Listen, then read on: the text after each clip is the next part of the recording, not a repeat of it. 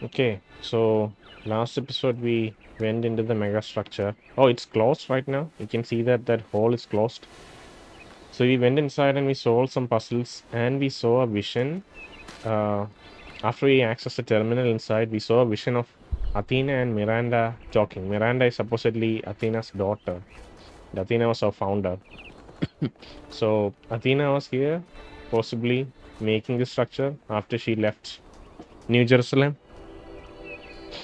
And Melville has unlocked 2 more regions we can travel to. So let's visit the new regions and see what puzzles await. Our objective is to get back into the megastructure. That's what Byron says. And we need to maybe open another section of the pyramid to get in. So we're going north now.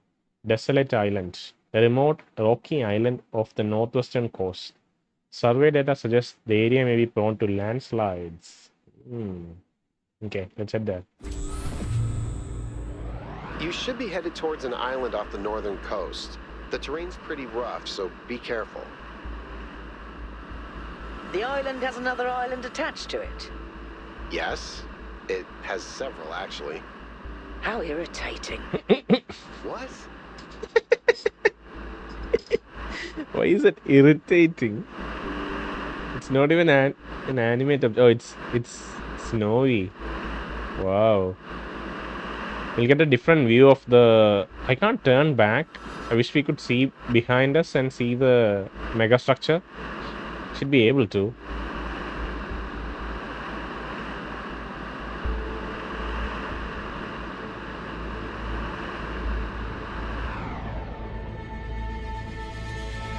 Okay, you have to go up.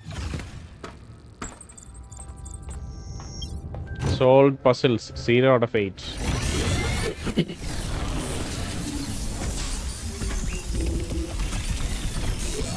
Whoa, whoa, whoa, I wanna see. I can't like look. I can't look horizontally when we are traveling up. Okay.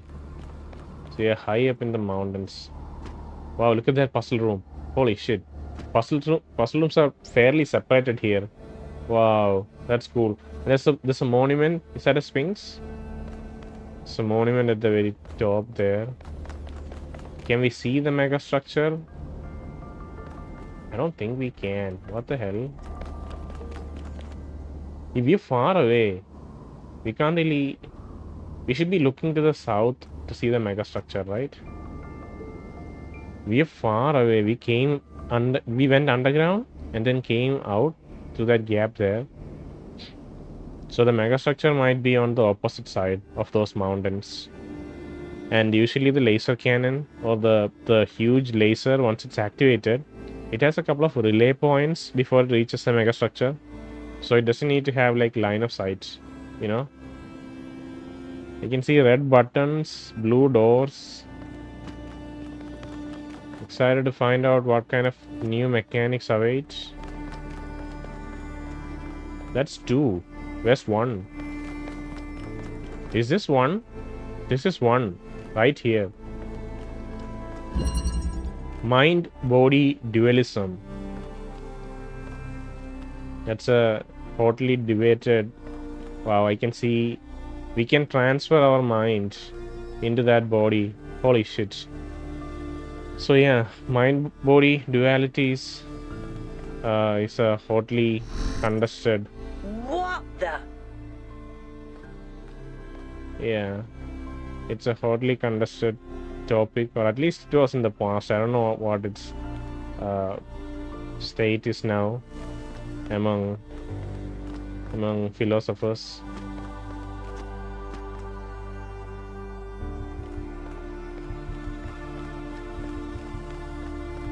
Is there an immaterial soul?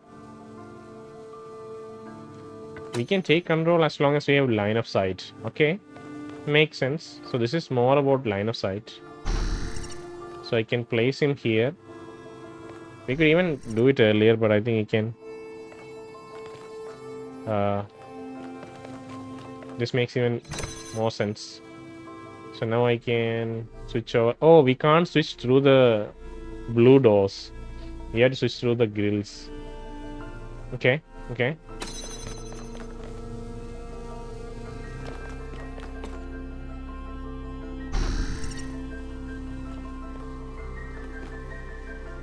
Right. Makes sense, we do it exactly there. Okay, now that is open.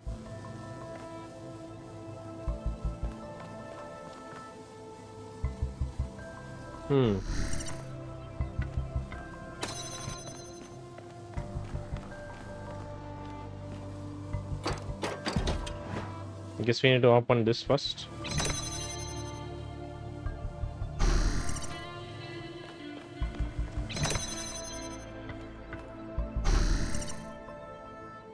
It's faster to do it this way. New music. Very cool. Alright. Everyone's freaked out. We'll have another conversation from the team. Come on. Someone's got to say something. The thing is, right, I think I can walk out using the other one, which is freaky. It looks exactly identical, so we can't tell the difference. But I think this is the new body, you know.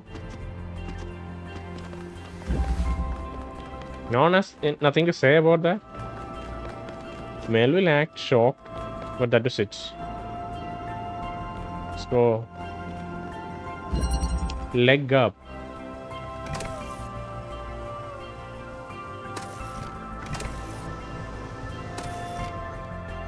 What is this?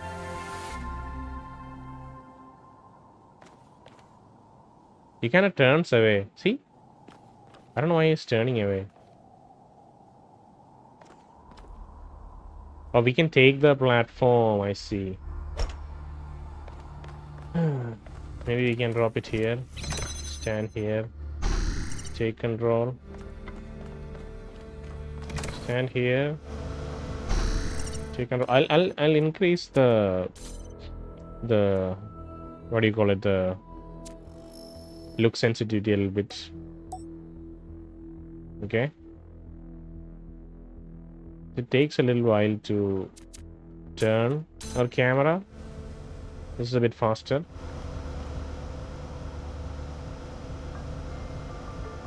Okay, so now I think we need to do a couple of things. Need to get the platform. Stand here. Switch over. Oh, we can't switch over. Come on, switch over. Switch over. Jump. Now we take control of the bottom one. And yeah, I guess this is what we have to do.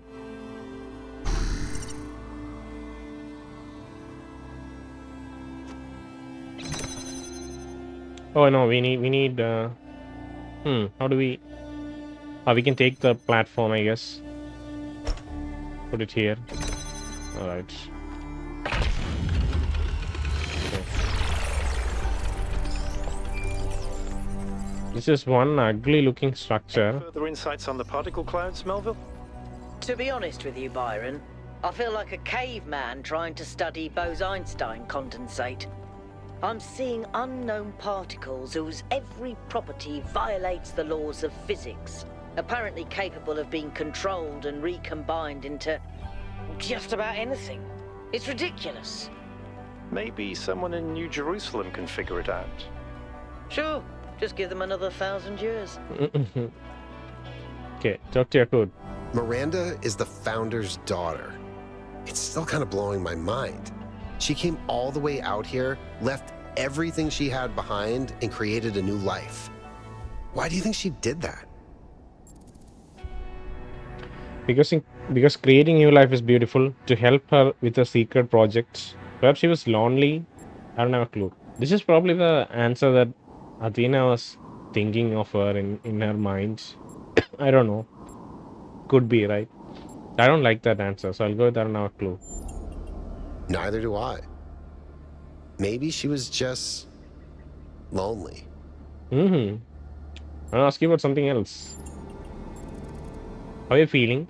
Why is the northern part of the island mostly underwater? Did you ever meet the founder? Have you changed your mind about trying some puzzles? What do you make of the megastructure's interior? Good questions. How are you feeling? I'm not sure, to be honest. This is all so surreal. Walking around here is so peaceful, but it's also, I don't know. One moment I feel inspired, the next, kind of creeped out. Why is the northern part of the island mostly underwater? Our ancestors relied heavily on fossil fuels for energy generation, which released a lot of carbon dioxide. This caused the atmosphere to trap more heat, which changed the planet's overall climate. The effect continued even after they were gone, and these low-lying areas were flooded. I've seen a lot of places like that. Okay. Did you ever meet the founder? No, I never did. I would have loved to. Have you changed your mind about trying some puzzles? Nope. What did you make of the megastructure's interior? Hopefully he has a detailed answer for this. You know, people throw around the word awesome a lot. I probably do it too, but I think what we saw in there is the proper meaning of the word. Okay. It's at least so inspiring. Okay, Yaqut. Dual stream. We have a platform. We have 2 fans. We have a laser. Things are beginning to get pretty complicated, I would say. Okay, I think we need to connect this, right? Let's put it here. We need the platform, obviously, and I don't know what the dual stream is about. We only need red, right? We need 2 reds. Who's gonna open this door? There should be some wires indicating what opens this door, right?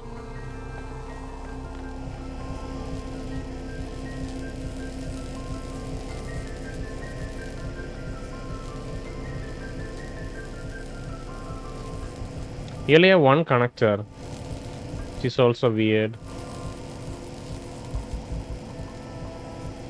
Alright, let's take control. You really can't go in. Can take this.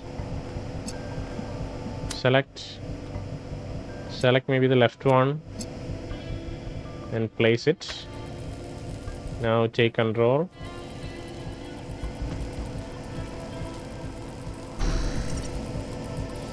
Okay, so that connects one of the doors. Okay. Huh.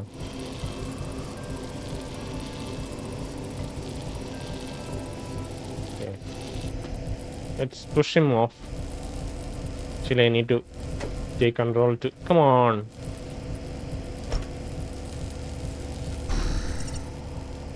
Let's get this.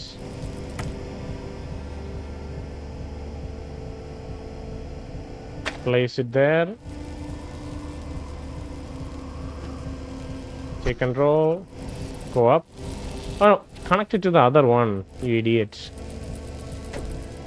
Let's take this. Connect.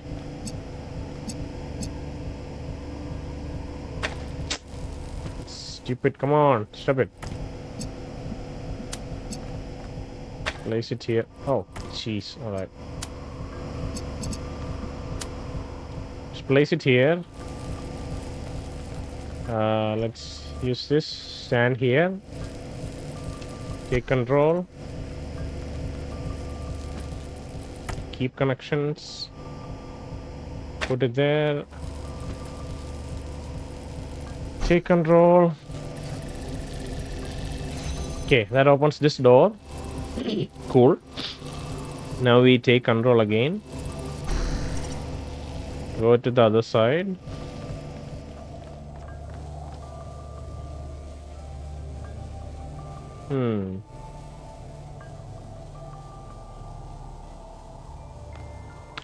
I need to make sure we should be able to switch connections. The thing is, it should be connected to both of them. That's why it didn't... Okay. So what we have to do is make sure it's connected to both of them. One of them will be blocked at the time. But at least we won't have to come here to reconfigure it, you know. Let this be here. Pick up the platform. Switch control. Pick this up. Drop it here. Take control. Go here. Take control. Go to the other side. Take control. Go to this side.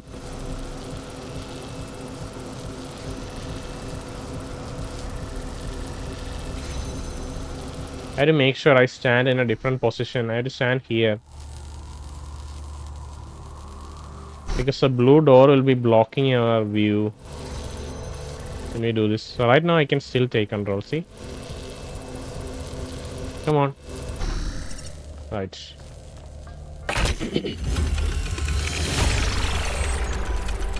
Good solve, 1K. Thank you. 1K.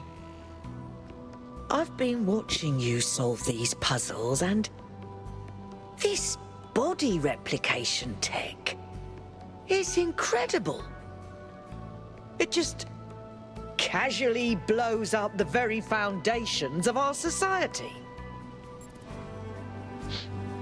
What do you mean? Do you have any idea how hard it is to make more of us? We're not like a toaster. You don't just weld together a couple of wires and a motherboard and call it a day.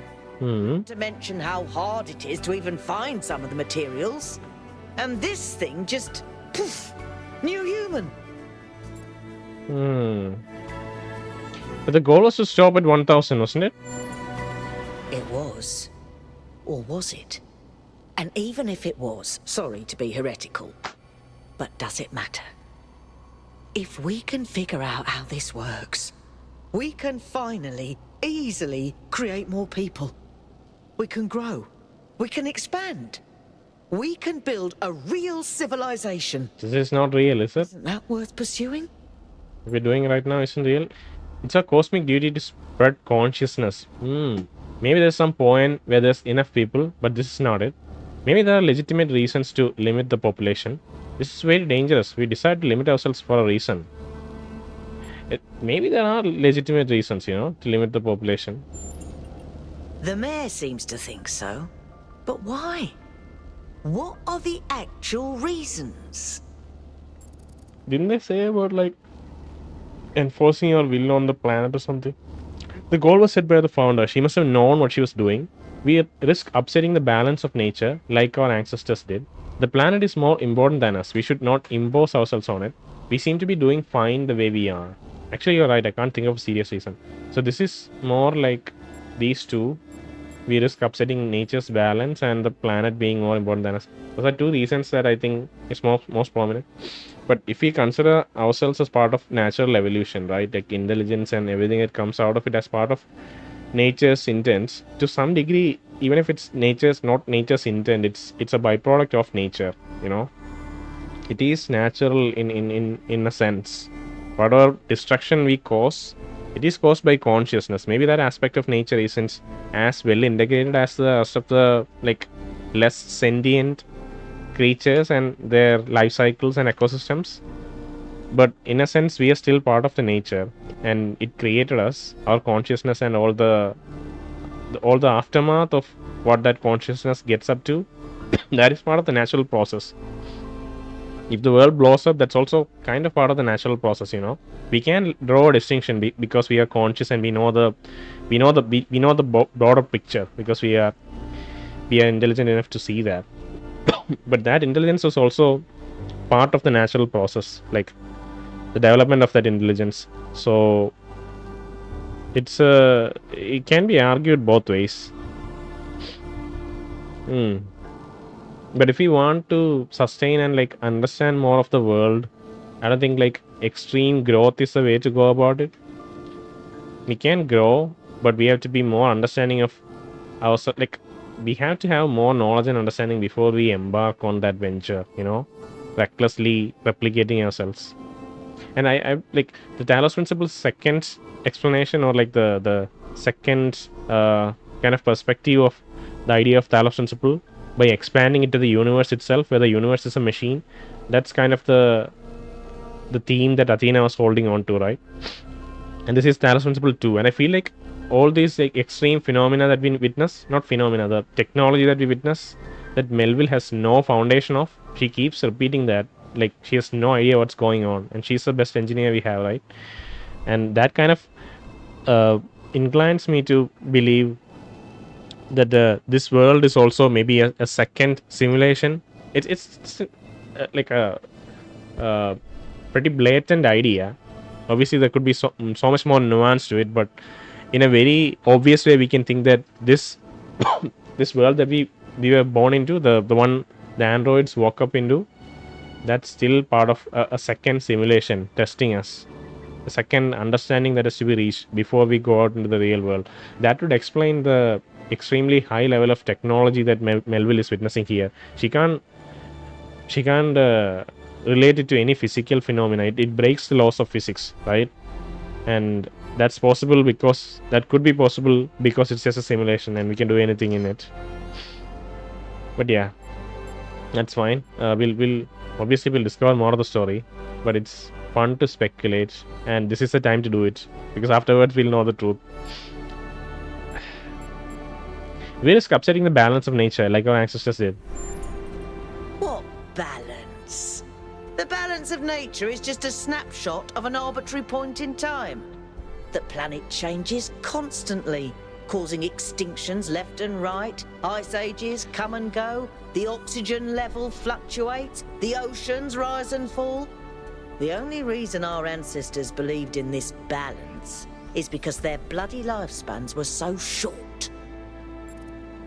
That's absolutely true, by the way. When you like zoom out in a time scale, when you have the broader picture of the time scale, these are really inconsequential events, like the evolution of intelligence and the effects that it brings to its ecosystem due to that intelligence. Over time, that will just be perceived as a natural process. It wouldn't be so extreme as we ourselves make it out to be, the climate change and everything else, because we are so close to the event, and the time span that we are looking at is so short, and we are so close to the time span that we can't see the broader picture. That's a very valid thing to think about, but at the same time, we are right now experiencing it, so we have to be careful about the immediate experience that we are providing to the rest of the community we are in, right? That's where it becomes a bit more real, I would say. Like maybe your grandchildren are going to experience some drastic will be in a drastic condition because of your actions if you're not careful, you know, and that's important to you as a person. In a broader time scale, from if you're looking at the universe, it doesn't really matter. Yeah. You're right, I hadn't thought about it that way. What about the risk to civilization? If there's so many of us that we damage the planet. Yeah, that's the more immediate concern. From a community perspective, from a civilization perspective, are we responsible to maintain this, right? But there's no correlation between the amount of people and changes to the ecosphere. Not unless we're talking a population of trillions. There's nothing mystical about this. No ifs and maybes. I've run the maths. It's how we use our resources, not how many of us there are. You are right about this, like very principled things, but if you think about the practicality, like at time, like there is a time where it's going to reach trillions unless we hold ourselves to a standard, right? The more of us there are, the more likely we are to use our resources badly.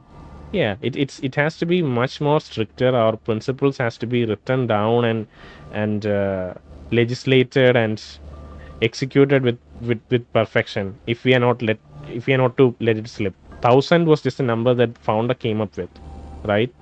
It could have been a different number, but the idea is we have to be very careful about how we expand ourselves. like expand the civilization. If you do it recklessly without thought, it can lead to like what happened earlier to humans. So at least that's the principle. 1,000 is maybe a very small number. So yeah. Let's just try to push this person and get their perspective much, like, obviously we can only choose a couple of sentences here. And let's go with this one. But the more of us there are, the more likely we are to use our resources badly. I suppose you might be right. Human history is certainly a mixed bag. Well, I'll think about it. You go solve puzzles. Okay. So we are able to push her. Like, this is an extremely good conversation, and these are the kind of people that I don't know. We'll be able to find people like this in real life, like to have conversations of this depth. Usually people don't stick around to do that, but yeah, and they won't be like temperamental enough to stay level-headed throughout the conversation. But if we can, it's incredibly insightful to have these kind of discussions, you know. Huh. Talk to you later, Melville. This body replication technology is proof of just how vital this expedition is. We may not know how it works and what its limitations are, but the technology itself isn't even what really matters. What matters is to expand our imagination, to realize that other futures are possible. And 1K, just think about this. If we had stopped making new citizens, you wouldn't be here. And isn't it wonderful to exist? Simply to be in this world? Consciousness is a gift. Okay. It could be wonderful. It could also not be, you know. Or we can talk to her again. Yes? Did you ever meet the founder? Could these visions affect my mind? Why did you think the founder left New Jerusalem? So what exactly can these particle clouds do? What do you think about Miranda? How do you feel about Mayor Herman's policies? I should get back to her. Okay. She doesn't usually open up, so now you have a chance to ask all of these questions. Did you ever meet the founder? Of course I did. She and Cornelius were both there when I was born. Neath was just starting to take over back then, and they were still showing her the ropes. What was the founder like? Busy. There was always another problem to solve. Did you know that she never upgraded her body? Always prioritized everyone else. That's the kind of work ethic I wish more people had. I agree, but there also needs to be space for other things in life. I think the obsession with work becomes self-destructive at some point. Yeah, let's go to the second one. I suppose so. For me, living is doing. But I understand that other people have more varied needs. That's fine. Do you ever crave companionship? I want to ask about some... That question just immediately reminds me, if we can romance some of these androids. We have a party of like 4 or 5 people. Do you ever crave companionship? I've never felt the need for a partner as such. I've met a lot of people who do. Athena and Cornelius, Tal and Damien, Sarabai and Hypatia. But that's not really for me. So far, at least. But I do have social needs like anyone. What I like is a pleasant buzz of humanity. Not too close, not too far. Something I can be part of without having it get in my face all the time. That's so... So on point, like she yells. She doesn't yell at people, but she likes the bus, you know, so that she can kind of let go of her thoughts and complain about things. And there is that bus of humanity listening to her and slightly scared of her. She's an awesome character. And I was thinking something else. I have so many lines of thought I'm missing because she keeps talking. Could these visions affect my mind? Why do you think the founder left New Jerusalem? Could these visions affect my mind? The data stream overloads? Yes, they could. There are safeguards to prevent that from happening. But these aren't exactly carefully controlled circumstances. It's hard to predict. Our brains are absurdly complicated, which is why it's so hard to make more of us. Why do you think the founder left New Jerusalem? Maybe she just got sick of things breaking all the time. So what exactly can this particular... Oh yeah, I was thinking about... if we can transfer... Like, these are like basically... their memories are basically in silicon, right? And like the entire personality, it should be some silicon based like storage that they have for all their thoughts and processes and instincts and everything. Can't they just back themselves up quite often to some device or network, so that even if their physical body dies, we can just restore them from the backup? They'll lose some memory, of course, because they would have died after they backed themselves up. But you know, we can have the person back in a sense. And there were 31 people who died in New Alexandria during that accident. So if they could back these people up quite often and could retrieve them from the backup, then that would solve that issue, right? But then it opens a whole can of worms, that if they can like recreate a person from that memory, then anyone could do it, and there could be replicas of us running around, and that becomes very complicated like idea to deal with, having a replica of a person. Maybe that's why there's an ethic code to not do such a thing, but nobody discussed anything like that. Maybe we'll get to know if there are such restrictions or rules within this world to not do such a thing. Okay, so what exactly can these particle clouds do? As far as I can tell, anything, which is insane. How do you feel about Mayor Herman's policies? There's a reason people have embraced the goal, and it's not just the founder. We literally exist only because our ancestors made a mess of apocalyptic proportions. Caution has its place, I think. What do you think about Miranda? She's so innocent and full of wonder, it should make me want to retch, metaphorically speaking. But I'll admit, she's sort of charming. Yeah, she's full of life and wonder and joy, everything else. Did we go up?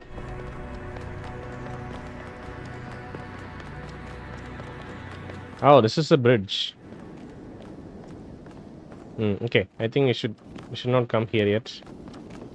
I mean, we can just walk around and see what's here.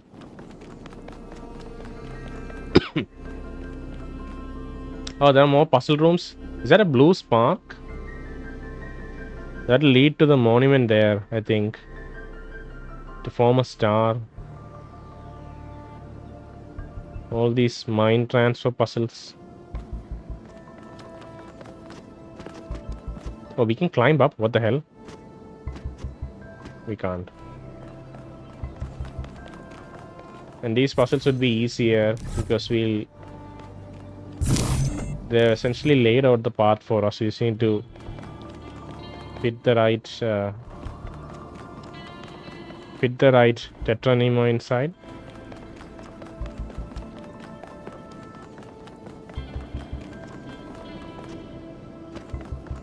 If we do 3, we did 3.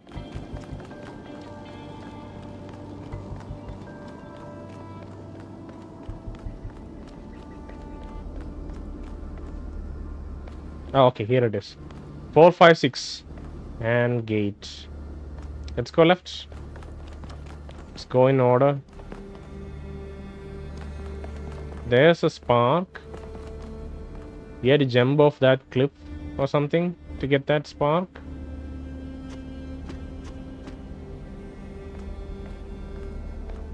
If we fall down, we'll die. Oh, we can like go here and do it, I guess.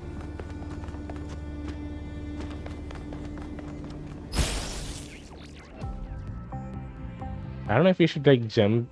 I think we can, okay. Let's run around for a bit.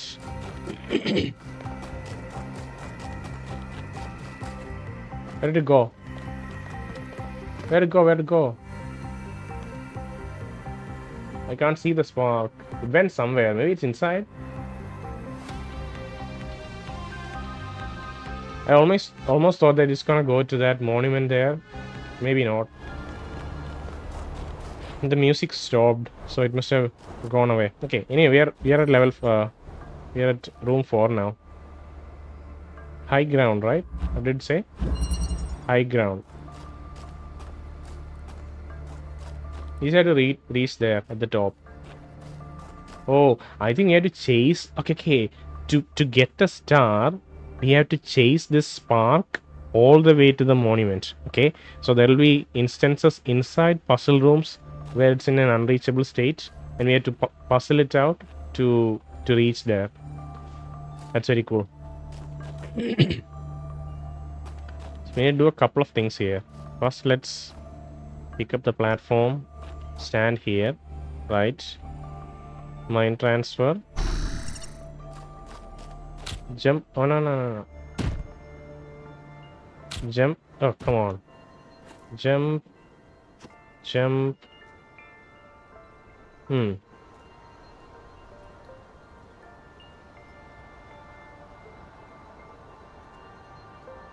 What do we do now? We need one more platform though.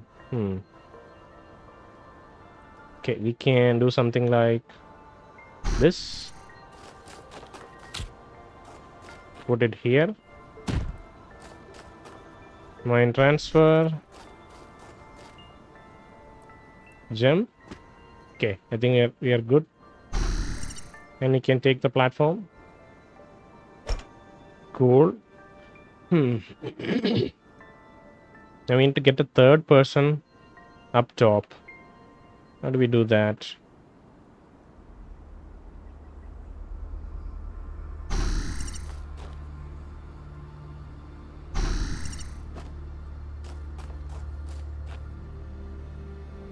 Okay, I think I know what to do. So we need to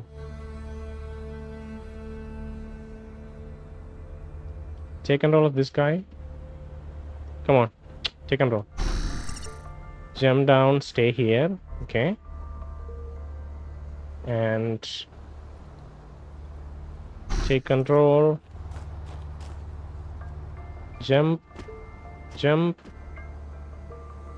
Take control of this guy. Put the platform down. Take the box. I should probably touch that spark while I'm here, honestly. So let's just do it here. Let's do our first attempt of this thing here. We take control. We jump up. We jump there. And we turn to this guy. Come on. Take control. Alright. And jump up. Take control. And we can go to the spark. Alright. Okay, so we need to solve it in the next room now. Spark is gone. But now there's an issue, which is we need to move the box. Because this height won't be enough. See? This height simply won't be enough. We need the box here. So that means we have to redo the ladder, the human ladder again. You know? Drop it. Alright. So now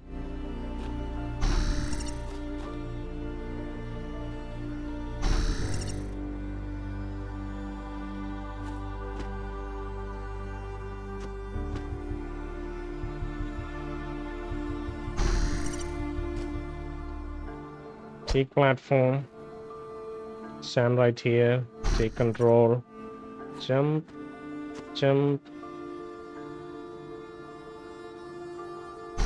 Or jump.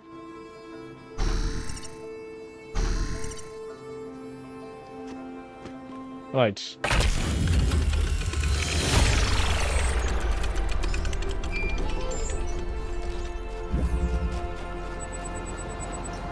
Stock to Yaqut? No, nothing here. New PDA. Body replication. Founder mega thread. Okay, so I think after last episode, people in New Jerusalem would be so excited and like almost frantic in getting their thoughts out.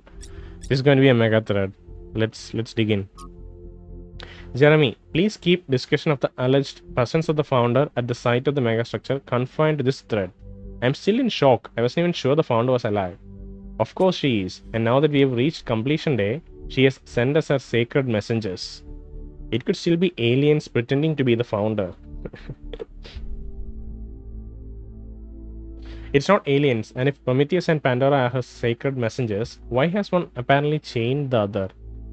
The day of her return is imminent. So now you agree that Byron was right to warn an expedition. In fact, it was the founder's will all along, and when you said it could be wrong to even consider going to the island, you were acting against the founder? Your word games aren't going to help you when the founder returns, Orinia. It was wonderful to hear Athena's voice again, but with all the emotion inherent in this matter, we should be careful not to get swept away. We don't really understand anything yet. Shula, I can't help but wonder, if Miranda is her daughter, was Athena trying to start a new civilization? Did she abandon New Jerusalem? It's conceivable. She was always a leader. Maybe she just wanted to experience something private. She would never abandon New Jerusalem. I think that third answer is really the case. She wouldn't abandon New Jerusalem. She had some other plan. At least in her mind, she wouldn't have abandoned New Jerusalem. There are so many people here, important and really likable and lovable people. I don't think she would have abandoned them.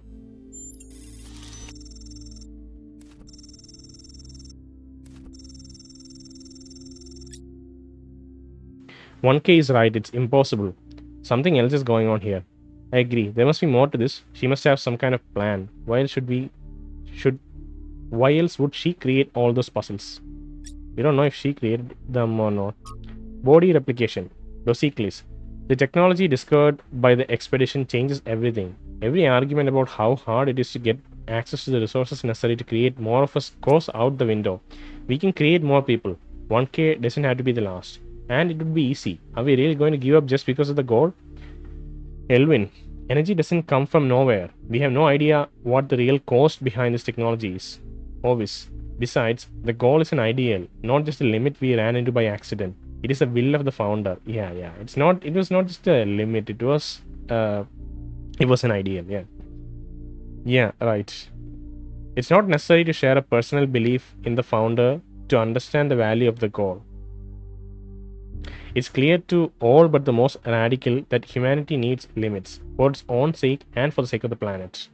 Damien, if you say that as if it was self-evident, it's not. You're smuggling a whole lot of misanthropic ideas into the conversation under the disguise of reasonableness. Your premises are completely rotten. I believe the results of human history speak for themselves, and I find it shocking that anyone would disagree with something so obvious. Shocking that anyone would value human beings and think that maybe our ancestors could have solved their problems using brains instead of preaching misery for all. That maybe there is some point in blaming other factors beyond technology and growth. I don't know. People in positions of authority preaching their self-important morality instead of trying to solve ordinary people's problems. Authority? I'm just an academic. That's completely disingenuous, and you know it. Your clique has the... I don't know how to pronounce that word. Clique. That's completely disingenuous, and you know it. Yeah. So, clique, I assure you, there's no such thing. Clique means a small group of people, a close-knit group of people. I don't know if they're, related to mayor's ideals, I guess. These conversations are necessary. They should not be banned. Oh wait, there's more below. This conversation is getting out of hand. If you can't behave I'm shutting this shut down. These conversations are necessary. They should not be banned. This conversation is irritating, but should be allowed as a matter of principle. It would be best to close this thread until everyone calms down. Just take it to private. The thing is, people has this is gonna get out of hand. Definitely. Already people are arguing. It has to be moderated, I would say. And if you close this thread, they'll find different ways to express themselves, and we can get even nastier. Like they'll maybe do it physically in the streets instead of within the social media threads. So I don't know. You have to moderate it, Jeremy. Thank you, 1K. New Jerusalem is a democracy. Without free speech, democracy is a sham. Jeremy, a lovely sentiment, but you should try moderating this forum and see what it's like. Every conversation is allowed to explode. If every conversation is allowed to explode, instability is guaranteed. We have to set reasonable limits on behavior. Thread closed. You have to moderate it doesn't mean you can ban people, but let the thread continue. You know? Research. Melville, mind and bodies. Experiment with the mind transfer body replication tech. Oh wait, it's not.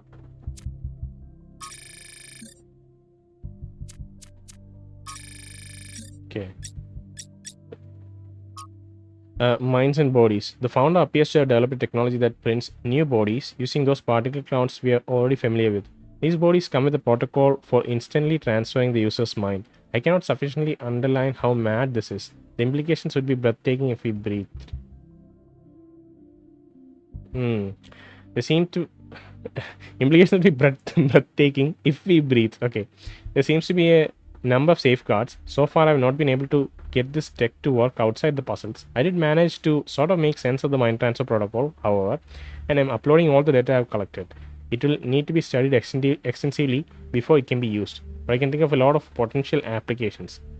What really grinds my gears though is how casually it's all deployed. It takes us ages to make a new body, and here there's a whole bunch of them doing no more than holding up platforms or standing on pressure plates. Is this all a joke? That's an understandable sentiment. Okay, we'll see which puzzle it goes to. It goes to 5.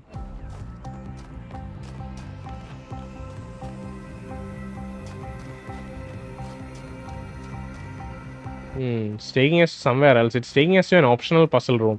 We can attempt this optional puzzle.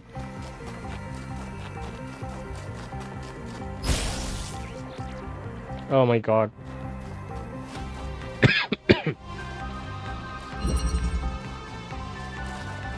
It's on the opposite side. Okay, we can go around, that's fine. What is the puzzle name? Passing through. This music is just for the spark, you know?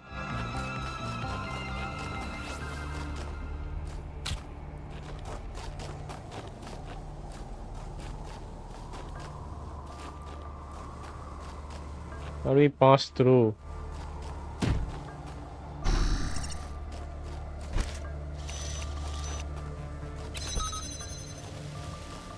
Oh, I think I know. They want us to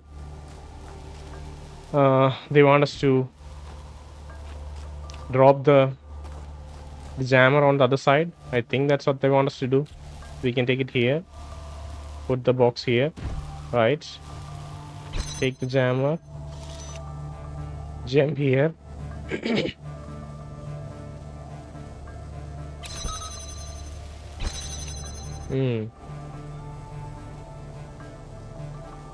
Maybe not.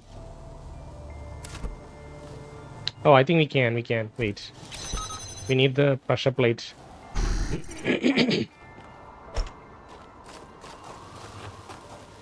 We'll stand here. Take control.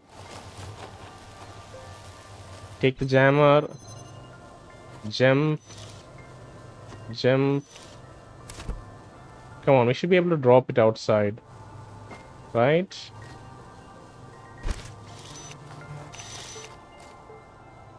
We can't jam things through the grill, obviously. So we can drop it there, see? But now the issue is,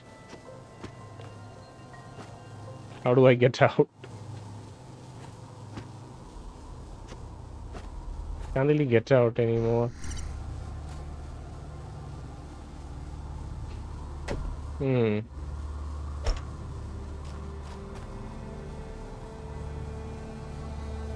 I trapped myself inside, right?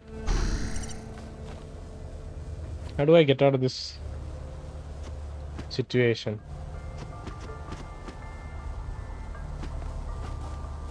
Is there a way to restart? I guess we just had to restart checkpoints.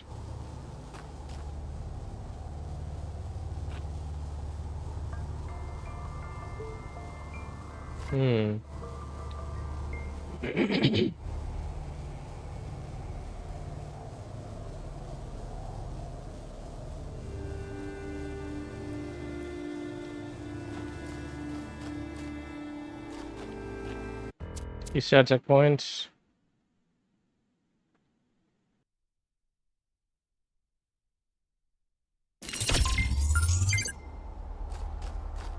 Okay.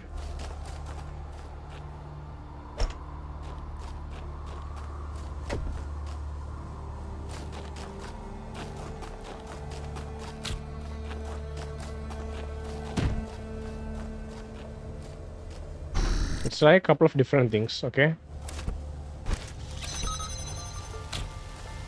Let's try something like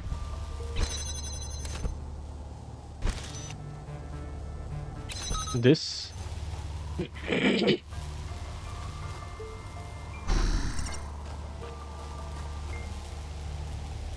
Wait. Before that, I think we need to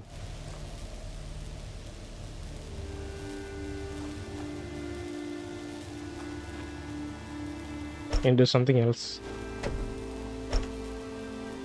So we take this guy, take the jammer, take the box, jump. Wait, take the jammer. Oh no. Yeah, take the jammer, jump, use this, okay? Now take control, go to the other side. Oh, don't fall down. That was kind of awkward. I don't think that's the solution. Take control. Let's just turn him around. Take control. Can he take the jammer? See, yeah, no. He'll be on the other side.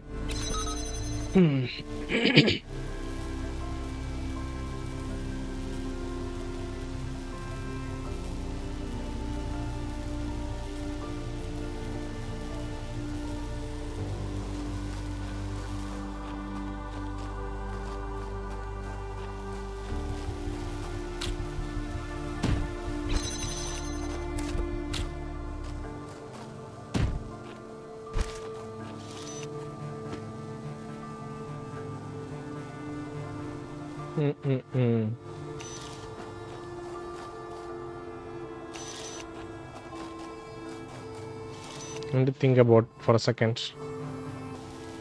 I don't think this is the solution, by the way, but I somehow awkwardly managed to prop this thing on top of this. On top of him while he was standing there. What the hell? Now he can walk out. Maybe this is a solution. That's very interesting. I didn't realize that we can, because I tried to place it on top of the platform, but it didn't work. But apparently we can. So I think that's the solution. Let's try it again so that we can properly do it. We have everything inside, okay? We have the box, the platform, and the scanner inside. We take the platform, we stand here. We take control of the other guy. We take the jammer. We jump here. We have to kind of adjust it so that it's easily aligned. Okay, now we take the jammer. We jump up here. So we jam it as well as place it at the same time. Now Now he can walk around. See? Now he can walk around and the jammer will keep jamming. That's awesome. That is awesome. Alright, now we can take this, jam it, and we're done. I was getting frustrated with this puzzle, but at least we learned a very valuable lesson. We can place it on top of platforms and ask the person to walk around. Awesome. Let's look at new research. Yaqut, spectacular. These structures are just so impressive.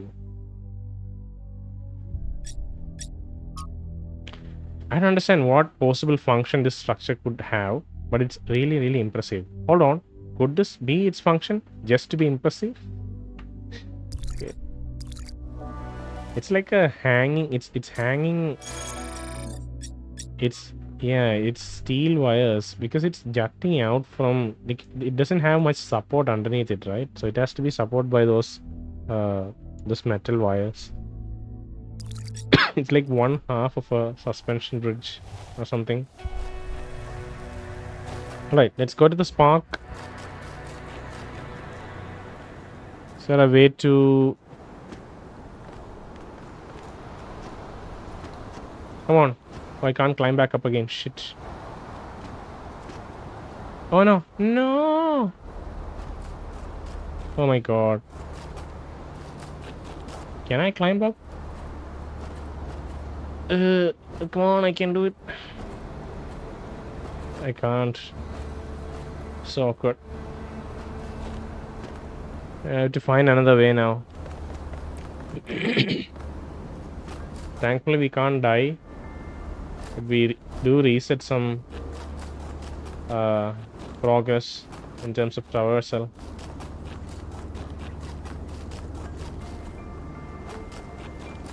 Let's take the right side this time. See if we can. This was an optional puzzle, by the way. Passing through. So I don't think it's a critical lesson that we learned there. More like a gimmick, maybe. Right. Take me to the next location. It's going straight for the monument. Let's chase this star. Be done with it.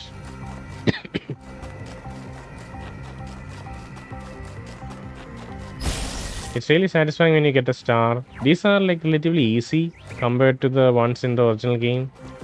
Or the harder ones in the original game. There were some easier ones too. This may be one of the easier ones. Because this was straightforward, you know. Usually you had to do nasty things like getting a box out of a puzzle room somehow.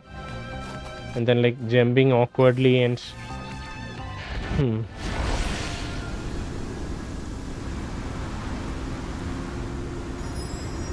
A star. It's not a star, it's a Prometheus Spark.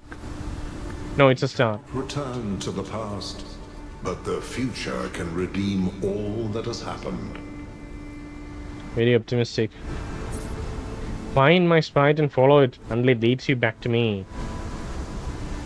If you check the... How do I check the save game? Like to see the... Okay, we can check the map. 1 out of 2 stars, see?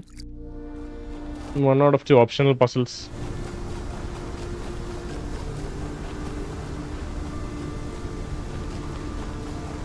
Mountains and glaciers. Is that another monument? Or there? Maybe another monument. Let's head to the 5th puzzle. The main 5th puzzle. This is a nicer location than the interiors.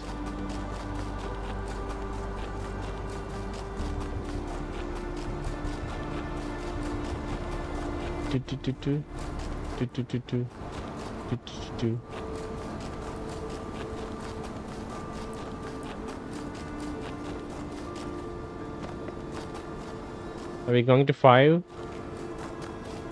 This is 5.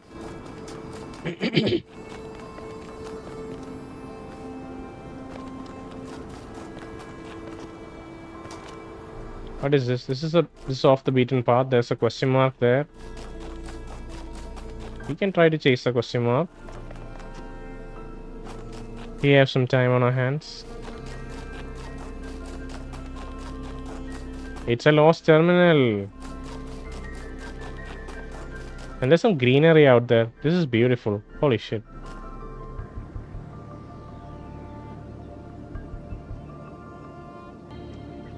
Sorry, I was taking a screenshot. Yeah.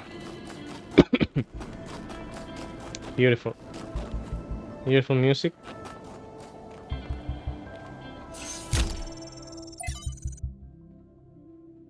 Lift transfer 04.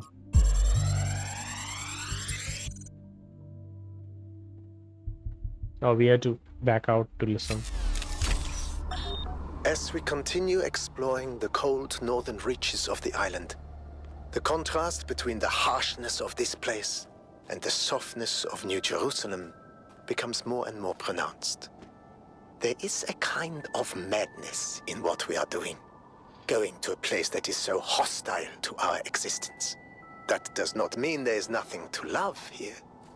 There is, in fact, a great beauty, but it is a hateful beauty, a beauty you can only love because there are places that are not like this. And yet, it is precisely this hateful beauty that the people of New Jerusalem fail to see, and so cannot understand their own blessings. Incredible. I think Liftrasir was involved in this expedition that Athena did, because he seems to be describing this area specifically. There was some relation. I don't know the exact nature of it. Maybe he was brought in later. Maybe it was his logs that inspired Athena to create this place. We don't know, but there's something here.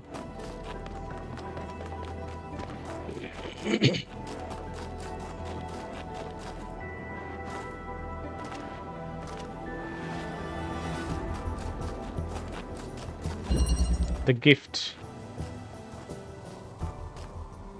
He had to hand over something. Is that the gift?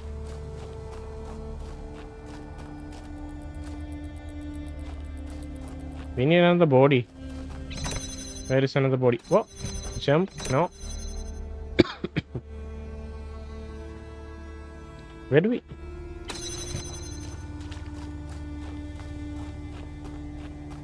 Oh, there he is.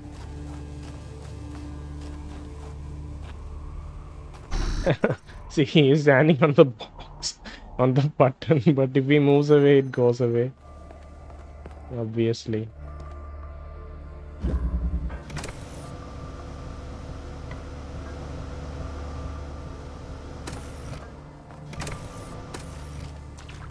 Now we are both stuck here. Let's get the items first. This is kind of the resource collection phase.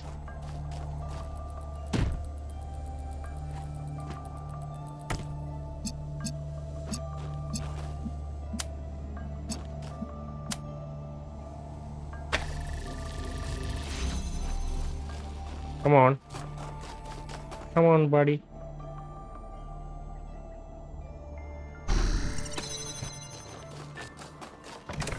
The thing is we need the box. We need both of them up there. Oh no, I think we can. Yeah, we should be able to hand over the box to him. He should be able to take the box from us. But I don't know if we can. We can't hold the box above us, you know. So how do we?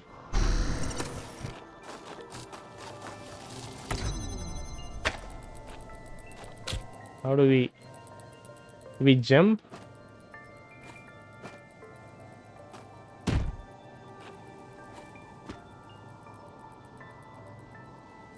Maybe we can hand him the connector. I don't know if we can take it from our hand. It'll be interesting to see if he can take it from our hand, you know. Let's place it here, see if we can take it from here. Maybe in a later puzzle we'll have to hand things over. We can take the connector. So we can use this to connect that if we want. But we can just place it here. This is sufficient.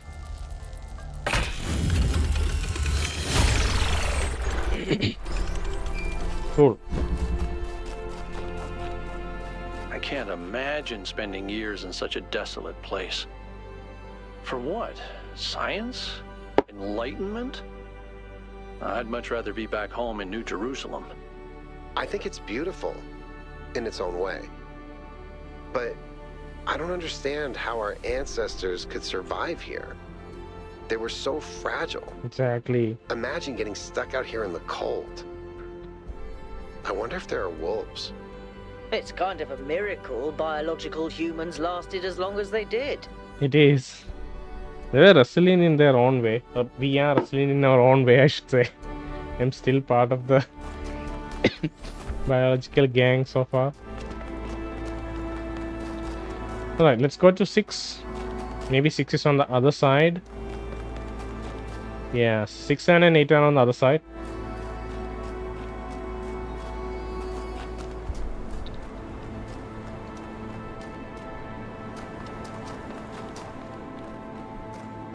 Melville. There is another lost terminal here.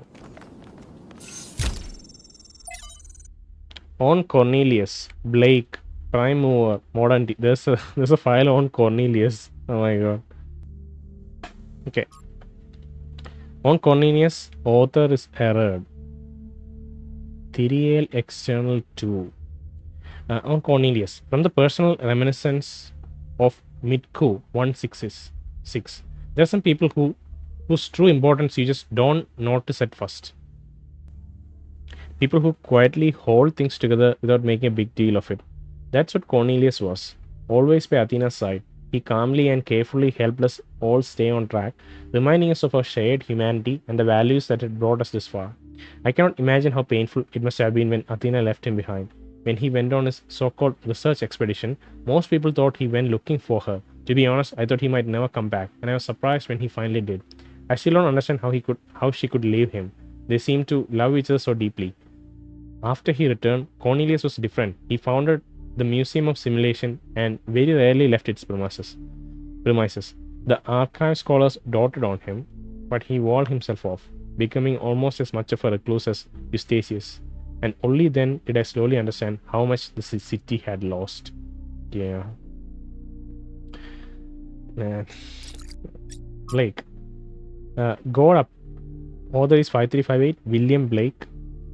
Thiriel external. No, name is 5358. Author is William Blake. What the hell? 5358 is the name of this file. God appears and God is light to those poor souls who dwell in night. But does the human form display to those who dwell in realms of day?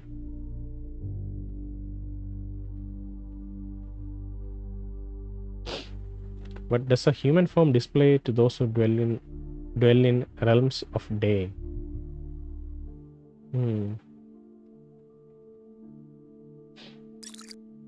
Prime mover. Name the prime mover. Author Eustachius. The prime mover. Excerpted from Considerations by Eustachius II.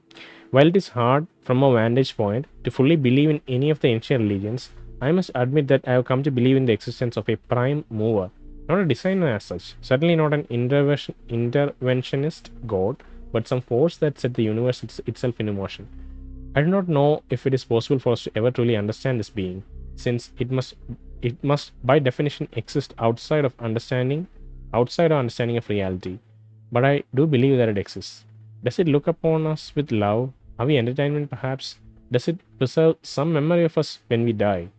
All of this I cannot answer, but I do not disbelieve those who honestly speak of having experienced some manner of brief communication with this entity. It's simply too common an experience in human history to easily discount. As the motion of the universe proceeds from the Big Bang, so whatever force animates us, whatever constitutes the true foundation of consciousness, proceeds from the prime mover. Miranda, what do you think about this, mother? Athena, I don't believe in any kind of prime mover, but I thought you should read it because Eustachius is an intelligent person, and he came to this conclusion after a great deal of thought. It's important to respectfully consider points of view we don't agree with. Yeah. Modern, I don't want to like go into an insane rant or like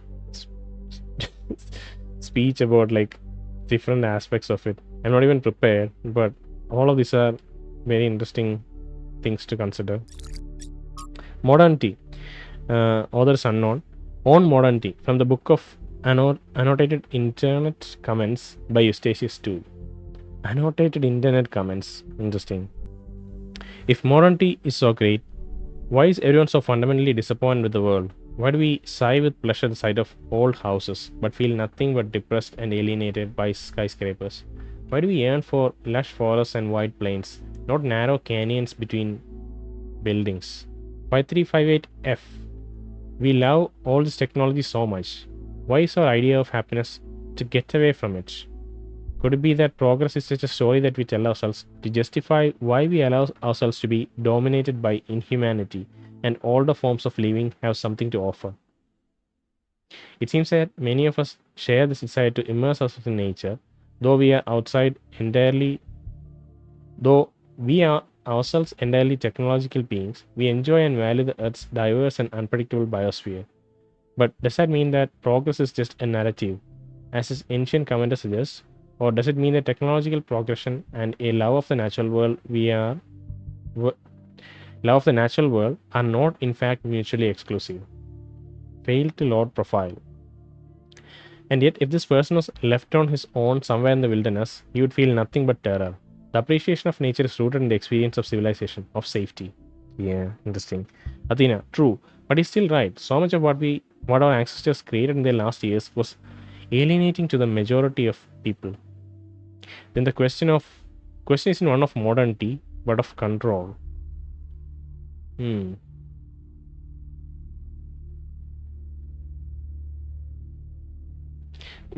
don't know if this failed to load profile person and 535 is the same one. Alright. Things to think about, of course.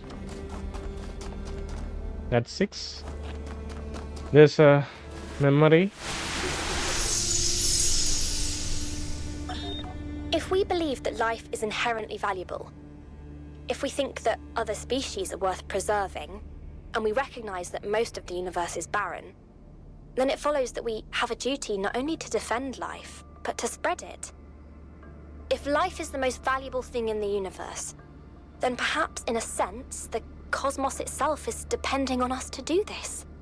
Like birds carrying seeds to uninhabited islands. Maybe that's our role in the galactic ecology. Okay. If we consider life valuable, we should spread it. I don't know if that follows through. We can hold on to something precious and not want to replicate it, right? Because replicating it could have different consequences. It's not even a safe process.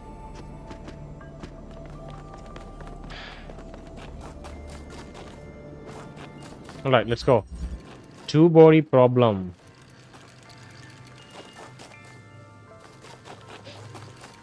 There's a problem in astrophysics called two-body problem, I think. Oh no, that's three-body problem. Where we have 3 bodies who are gravitationally entangled with each other, and it's very difficult to compute how it's going to behave. So we need red for that. We need blue. That's the ultimate goal.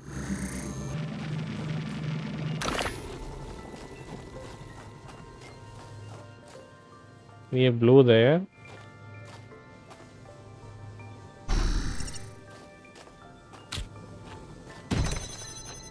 And get this out. This is ultimately where we want to.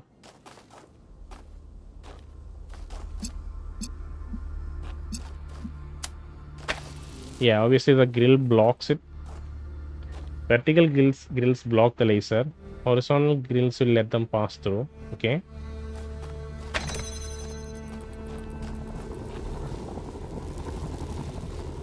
There's a red here. Okay, so I think we know what to do. We can take this, place it here. Oh wait.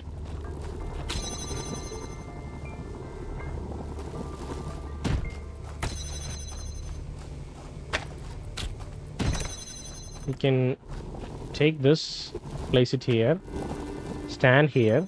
Okay. Where is our other body? Stand here.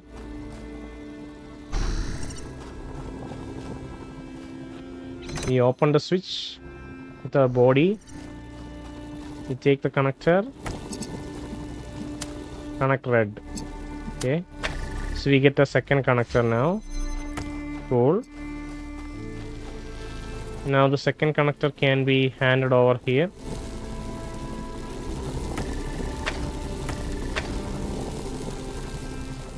Can switch.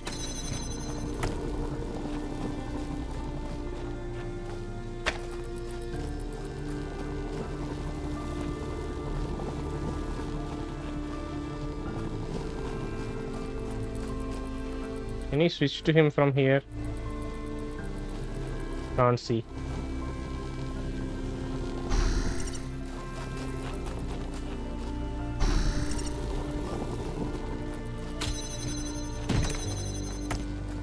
We can connect the blue here.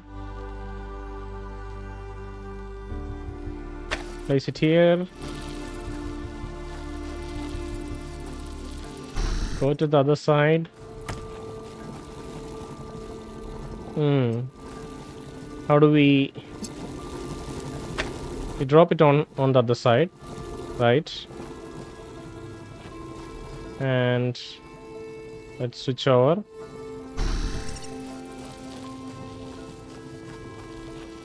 We'll use it to open it. Connect it.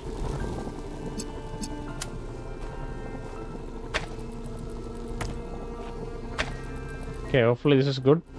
Now we can stand here. We need to switch over though. Make sure we can easily switch over. We'll stand here.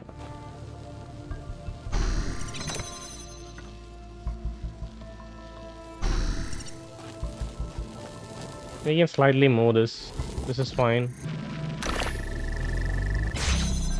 Cool.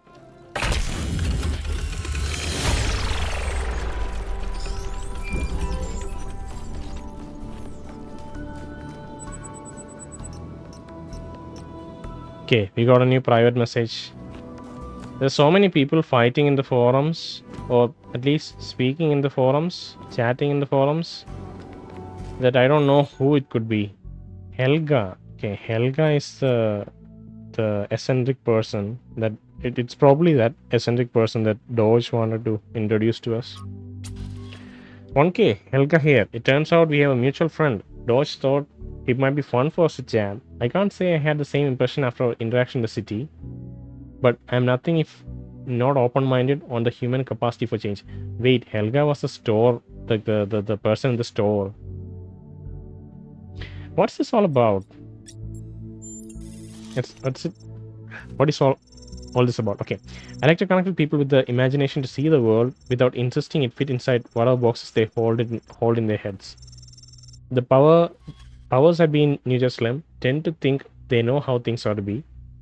They set themselves these intractable goals, then take them so seriously they forget to enjoy what comes of them. I just want everyone to enjoy themselves. Sounds like fun.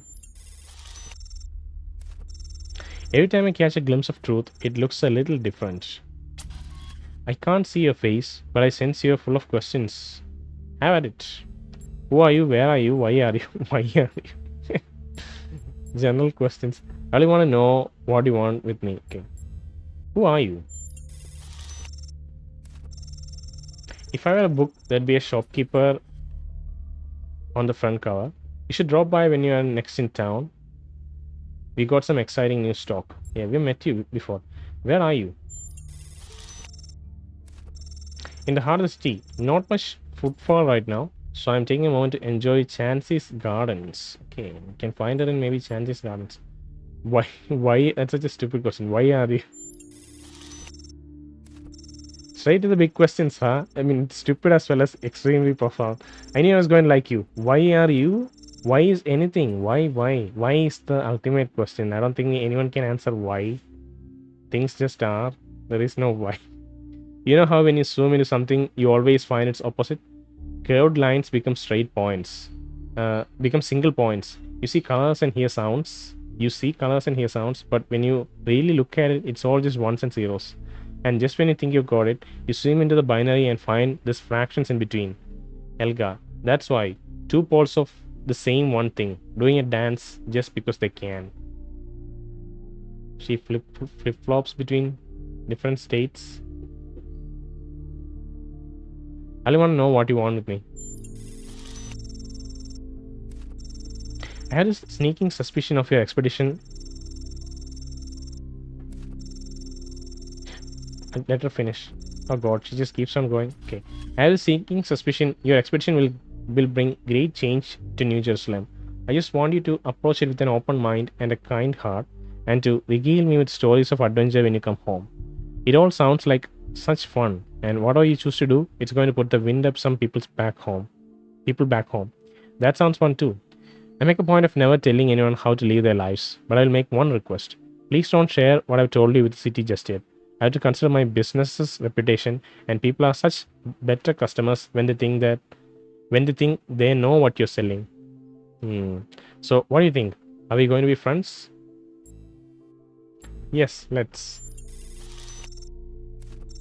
Oh, sweet. Well, usually there's a bit more of a ceremony. Nothing fancy. Just some rituals where you eat a live bat and then vibrate some cat's guts at the precise frequency of the gates to the 9th dimension.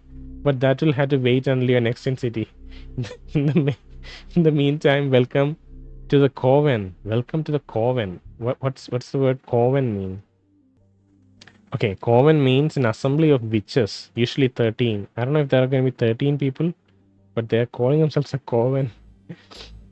Wait, is this some kind of secret society? That makes things sound terribly organized, but they're just really organized terribly, if at all. Okay. So, no, it's not a secret society. It's just that society contains people who know secrets. Okay. Is there a secret handshake? Are there others? Are there rules? Is there a secret handshake? No, but I can give you a randomly generated code phrase if you like. Majestic dashing hamsters. Okay, alright. Are there others? Of course, everyone in the city is a member of the Coven in some way or other. Most of them don't even realize it, but everyone knows a few words of magic. Okay. Are there rules? Only if it helps, dear. But don't get me wrong. Some patterns of behavior work more reliably than others, but I know better than to try to write them down. Okay. Thank you. Let's stay in touch. End of thread. All right. Let's finish the next few puzzles. Maybe an optional puzzle. 7 and 8 this way.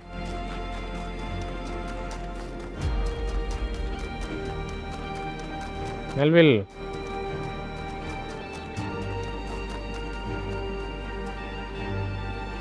This is the Golden Gate.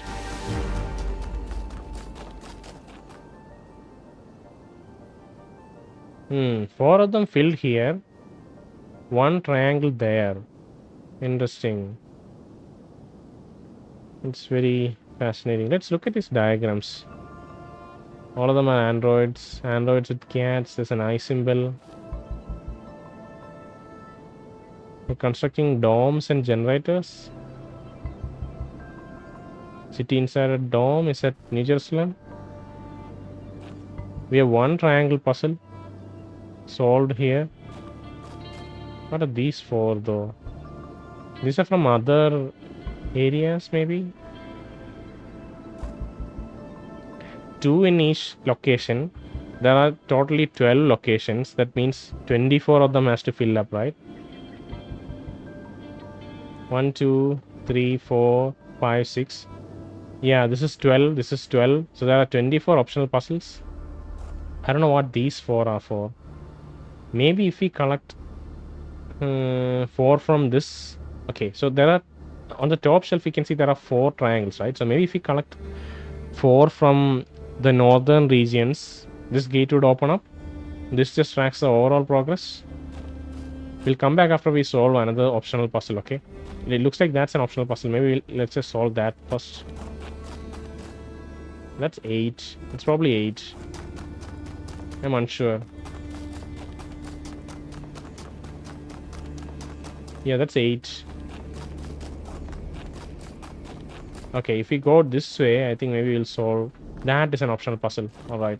We're gonna get stuck here though. These are actually harder. Slightly harder. Interplay.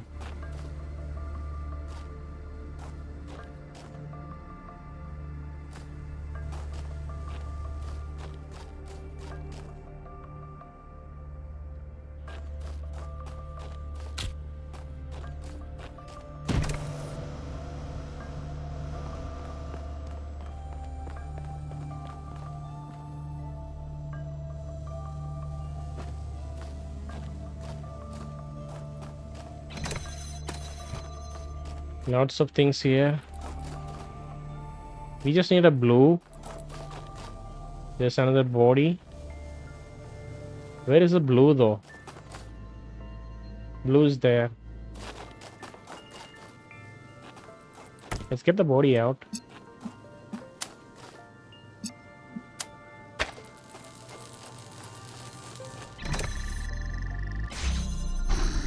Okay. Now that he's out, let's try to...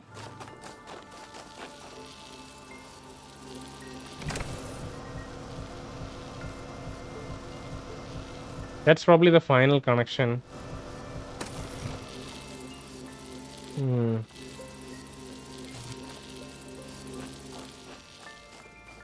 Is there a box?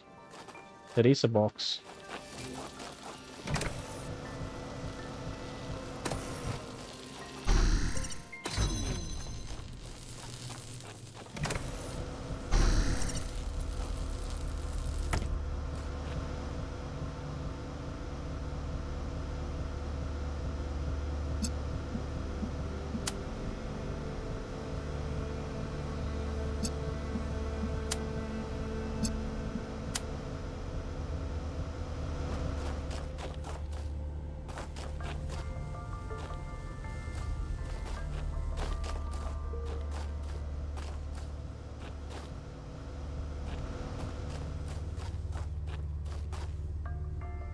Did I come here without enough resources?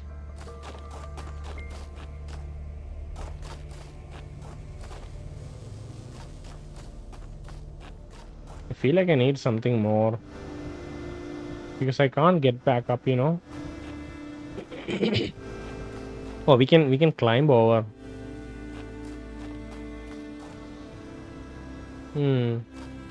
What does that do though? We can't climb with an object held.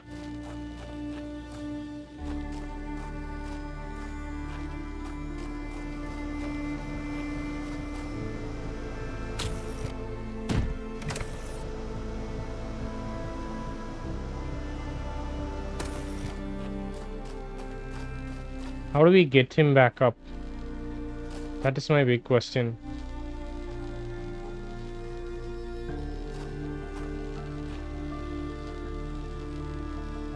Wait, we can just take him here.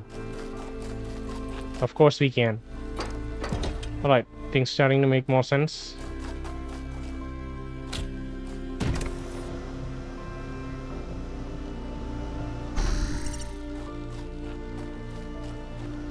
Take the box, take the box.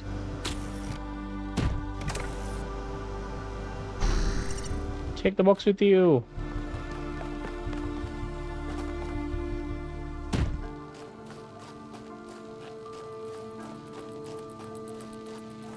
Do we have another connector, by the way? I think we should. Okay. That is possible. Let's bring him back so that we can switch.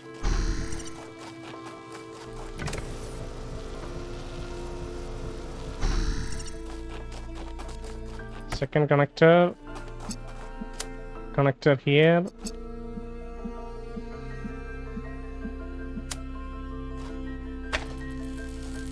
What? Wait. It doesn't. Come on. How do I? Where do I even? What? Oh, we can. No, we can't. Of course we can't.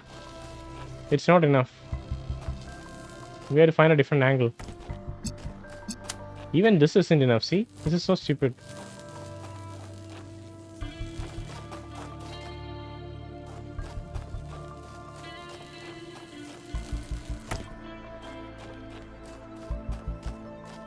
Maybe we need to take the connector to the other side. That is one thing we can think of. Thing is, I don't know if the line of sight is sufficient. It may be sufficient.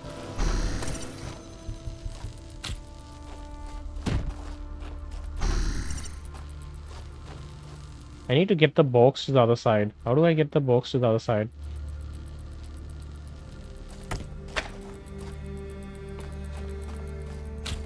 We need to get the box to the other side.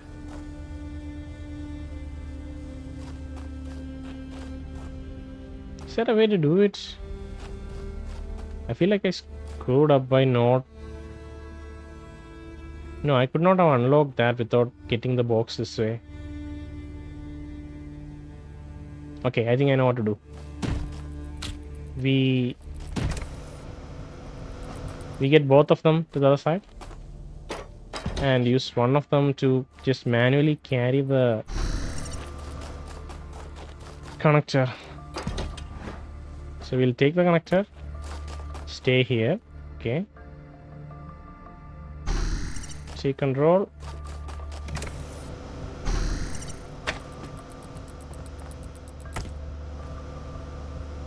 So now I'll simply connect it this way, place it here, right, and let me get to the other side, and let's come on.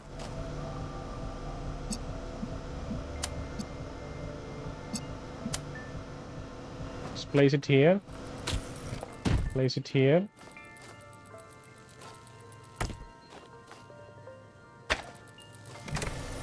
Okay, that works.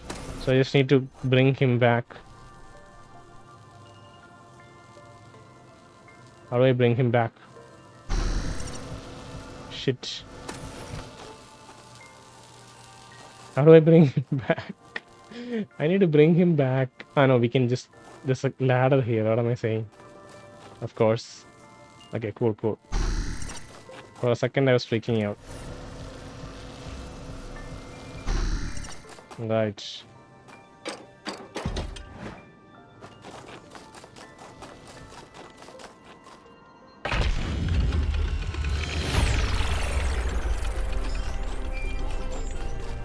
Right, optional puzzle solved.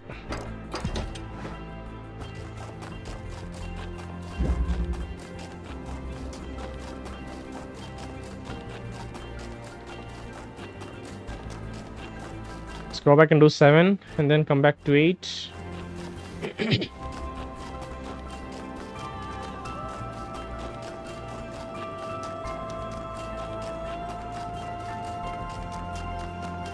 Nice music. There's a Sphinx there. Another question mark far off in the distance. Holy shit.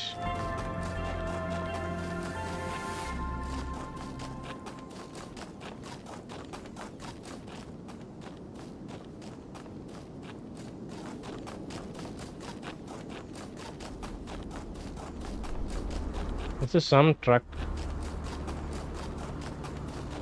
I don't know what it's leading to. We're obviously going off the beaten path.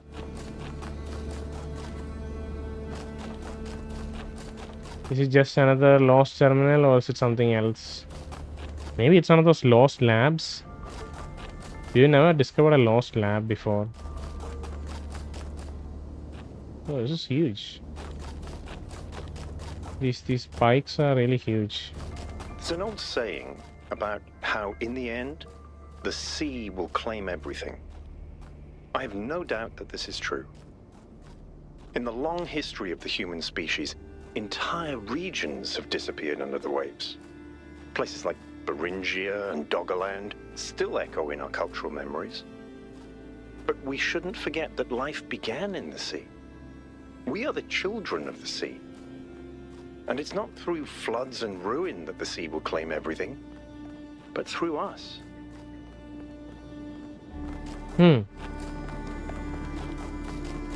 Because we expand and reach everywhere, right? That's the claim he's talking about. Not that we'll be claimed, but that we'll be used to claim everything in the world.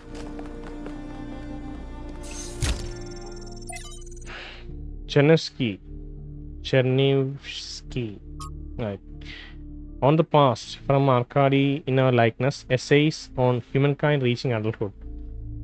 With alarming frequency, our mythological narratives conceptualize our separation from nature as a fall, a punishment for sinning, a loss of innocence, a decline from a golden age. We believe that a better state of humanity is possible, but insist that this state must be in the past. And yet our historical experience has been the exact opposite. For all the horror of modern war, and they are considerable, relatively few people today have to suffer the unspeakable agonies that our ancestors went through on a daily basis.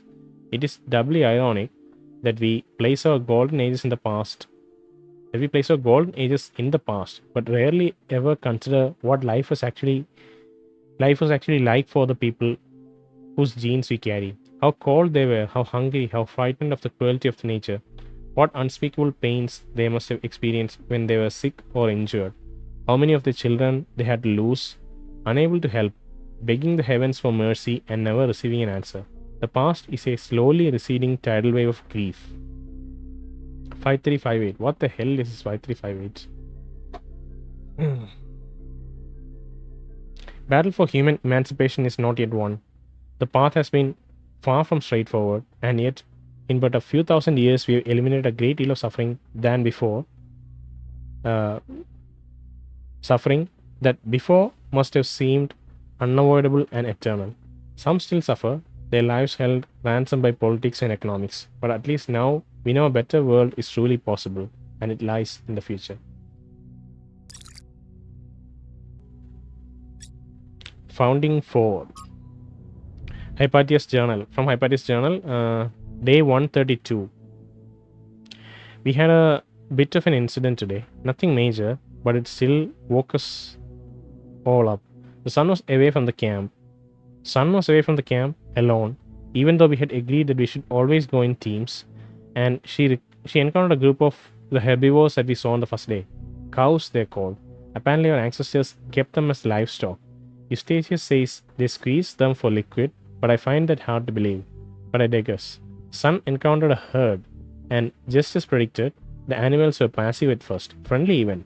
Sun decided to abandon her survey to study them for a while, which went well, until a group of wolves, formerly dogs, a type of fet, encountered the clearing, causing a stampede. Sun is alright, only minor scratches to the bodywork and a few torn wires, but it was a close call. I guess we'd gotten a little complacent, a little too comfortable. We'll have to be more careful from now on.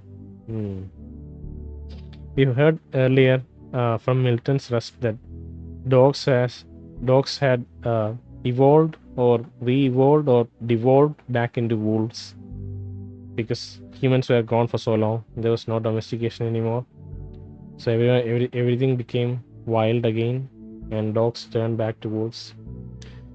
And Sun, I imagine, is another person in the one of the earlier members of New Jerusalem.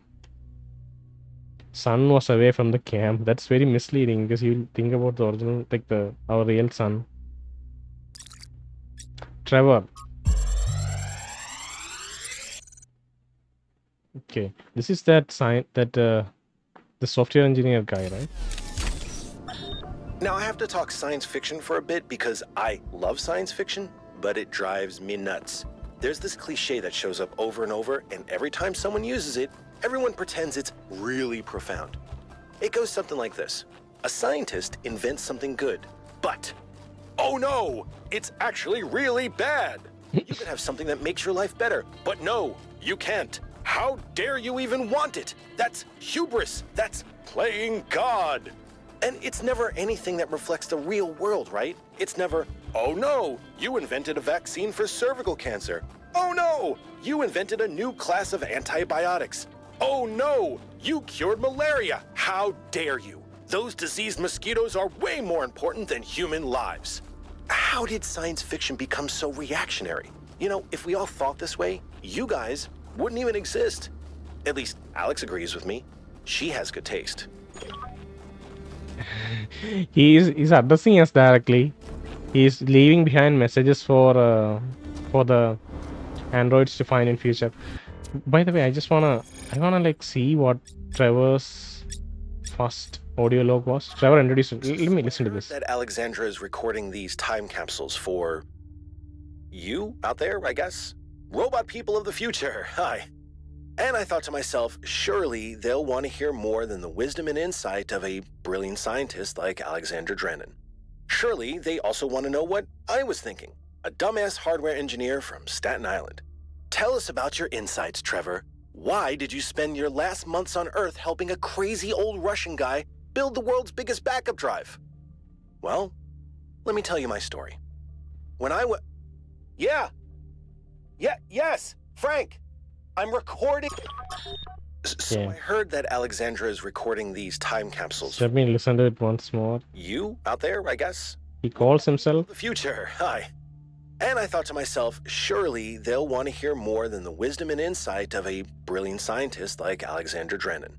Surely they also want to know what I was thinking, a dumbass hardware engineer from Staten Island. He's a hardware engineer, not a software engineer. Okay, alright. Sorry that I missed that. Alright. Yeah, we are missing another logs from Trevor. I think, after this recording is done, maybe I'll go back to the previous locations and collect the rest of the puzzles there, like the optional puzzles as well as the audio logs, any lost terminals. Maybe not chase the sparks because it has been quite nice to do. At least the sparks we found or the stars we found so far were quite nice. But unless we encounter them in our normal travels, I don't think I want to like go out of the way running around trying to find them, you know. The couple of stars we collected so far, I think they were right beside us, in our way, and we just chased them around. But audio logs are different, or lost terminals are different because we can see the question mark right there. We just need to like follow it and find it. For example, this question mark, it leads us to the Sphinx.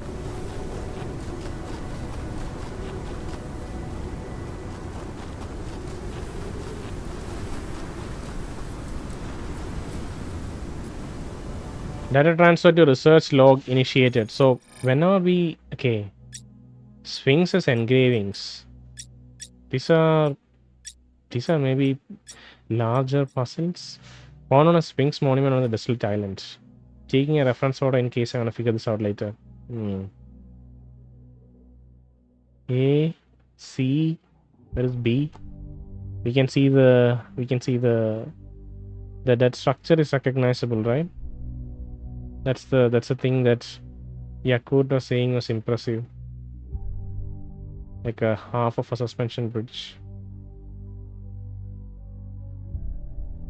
A and C and T.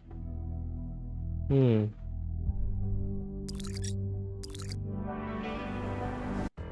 if we check our map, Lost Labs. Maybe the Sphinx refers to Lost Labs. Gold puzzles, we know we need to open the gates. And stars. We can go back to the gate and see and make sure that we there is a gate, by the way. I guess we have to follow the we'll probably have to follow the sign, the ground signs to go back to the golden gate. We'll do that on the way back. This is 7. We haven't finished this yet. Redshift.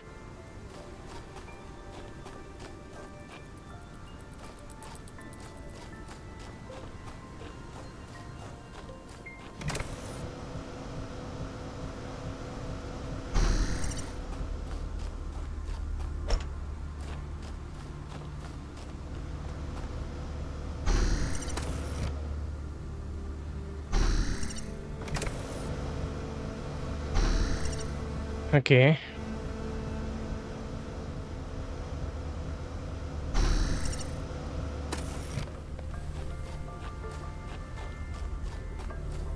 So that gives us access to the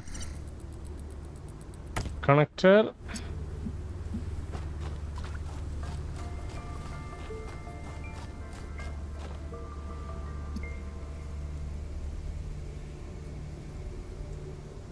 I shouldn't have jumped down.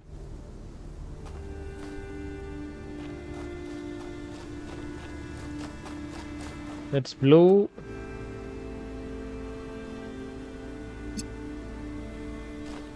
Blue opens this up. Does it give us anything else? No. Ultimately, we want red.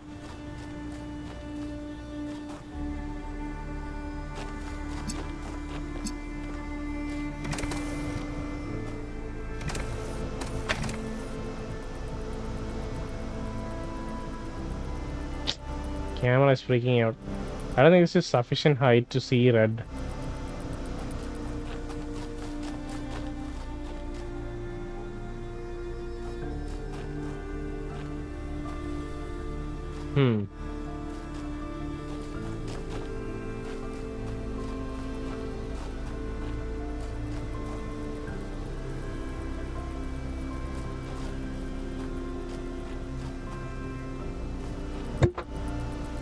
Okay, this is tricky.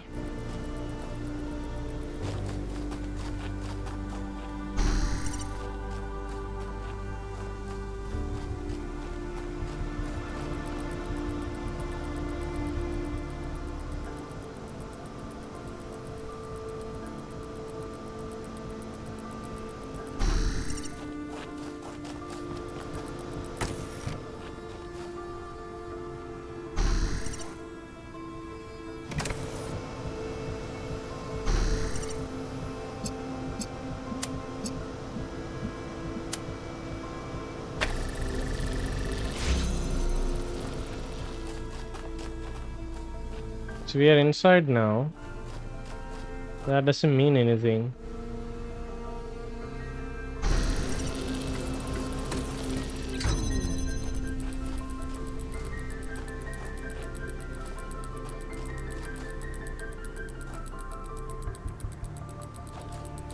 Okay, I guess we can do it. It's kind of past that previous puzzle we had about passing through. I think it's kind of like that. We can connect everything together, and once he moves around, he'll be able to connect the rest of the. He'll be able to connect red and.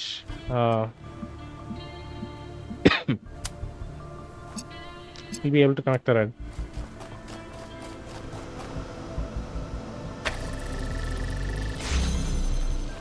So I go inside, switch to him.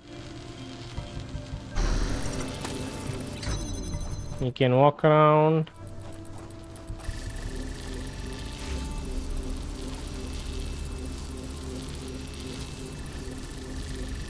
Ah, the problem is I can't switch to him. You have to make sure we can switch.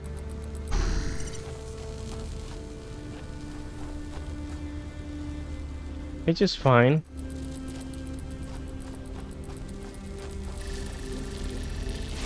Oh, come on. I screwed myself by standing way too close. Come on, that was so stupid. Alright, stay here.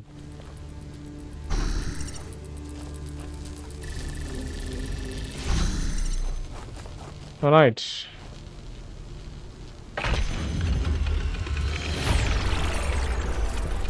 Congratulations. That one looked difficult. It was tricky, yeah. So the bridge is unlocked. We can still do 8. Let's do 8. 8 is that one?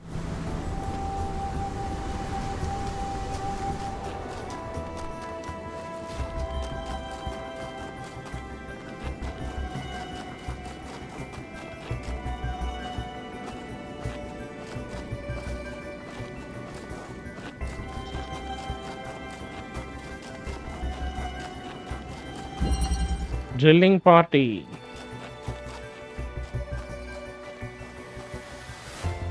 God, there are way too many walls to drill.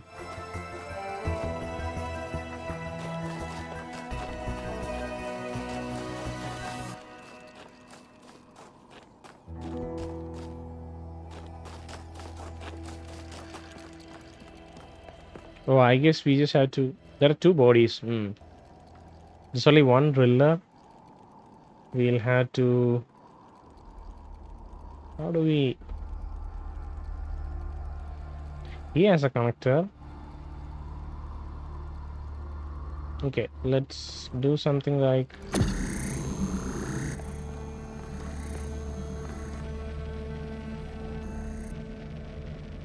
that.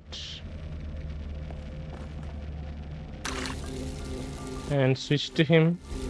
I don't know how to switch to him though. There's a button there. He is easier to switch to. I think he's the only one we can switch to. So let's create a hole, switch to him, and then stand here. Switch back.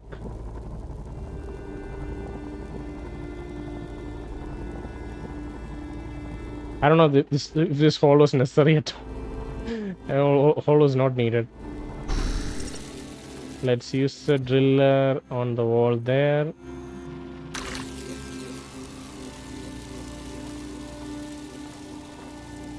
Come on. This is an easier way to switch between three of them.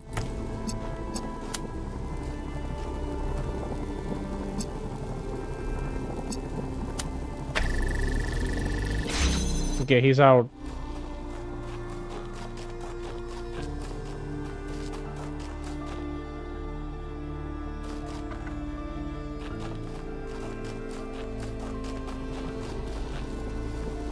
Okay, I think he'll be able to pick this from the other side. So let's just do that real quick.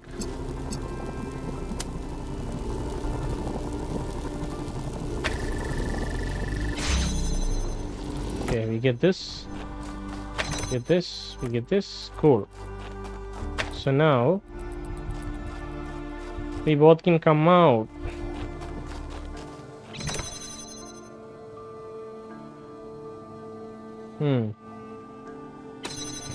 Ultimately we still want a red, right?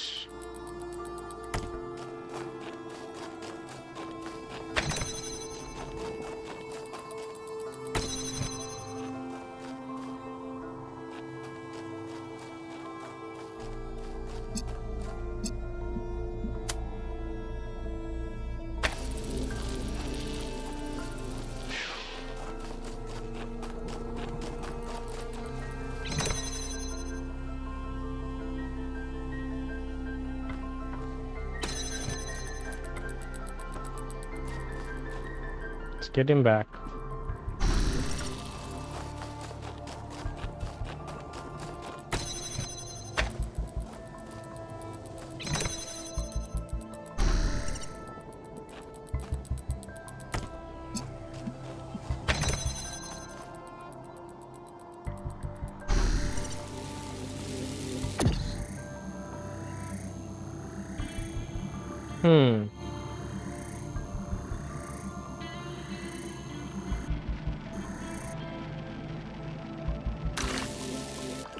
Oh no, wow. Calm down, driller.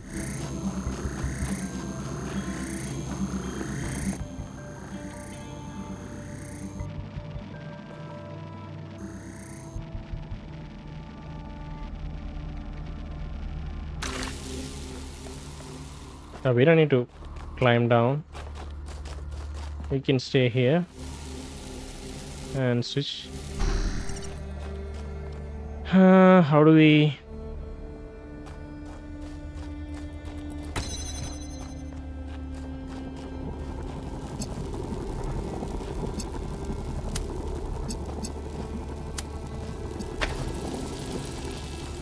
We need somebody to stand here because we're gonna need that second connector. Wait, why is it not? Come on. Alright, now...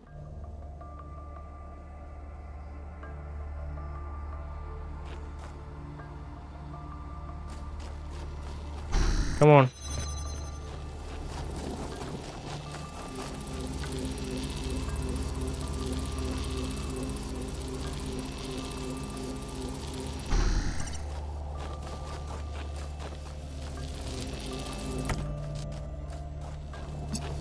I feel like this is the right way to do it.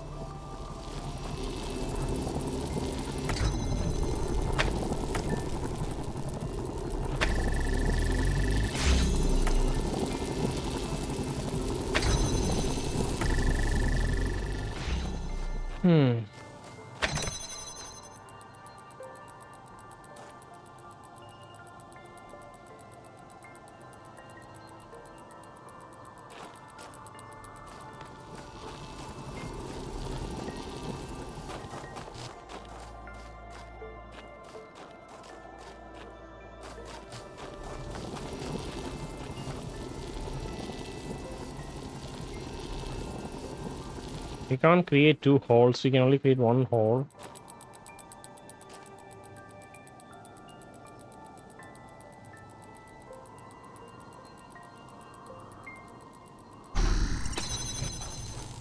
Oh wait.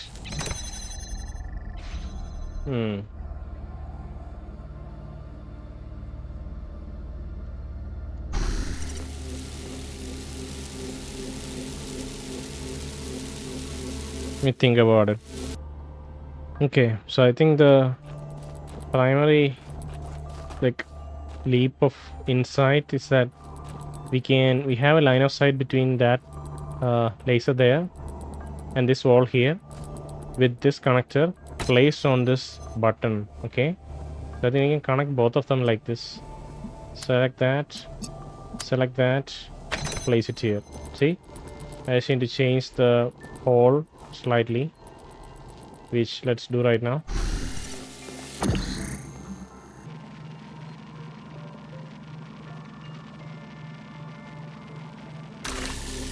Right, so that's cool. Now we need to think about the second part of the puzzle, which is how do we get in? So for that, I think we can do something like this. So once we are here, we can kind of let go of any other responsibilities we have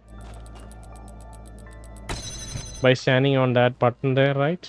We're not responsible for standing there anymore, or we don't have to be responsible. There's nothing to be responsible about. And we'll just create a hole right there. And switch back. And pick this. And be done with it. Alright, that was the last puzzle.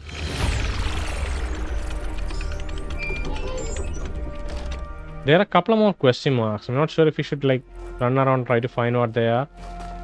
I think we can. So let's quickly do that. Or let me quickly do that. So there's a question mark there. Oh, it's fairly close.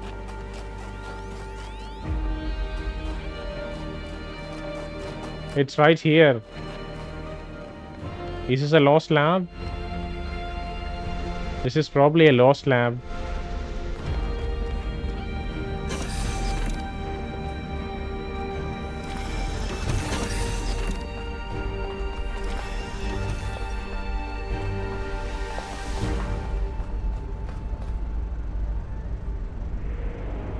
What are they mapping here?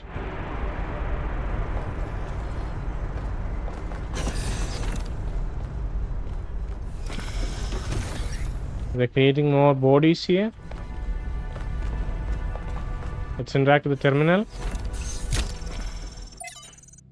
Oh wow, okay. Terminal Therial 1. From Quentin, from Rodam, Noma Project 5, Lux V5. Okay. From Quentin. From Quentin to Adina. Dear founder, archived message, Quentin. Okay. I never got to know you. People tell all these stories about you, and I don't know what to believe. Some people say to ask Cornelius. Others say Cornelius is too blinded by grief. Some say Byron stands for truth. Others say he's a fanatic and a radical, and that we should listen to the mayor. There doesn't seem to be a way of getting a straight answer.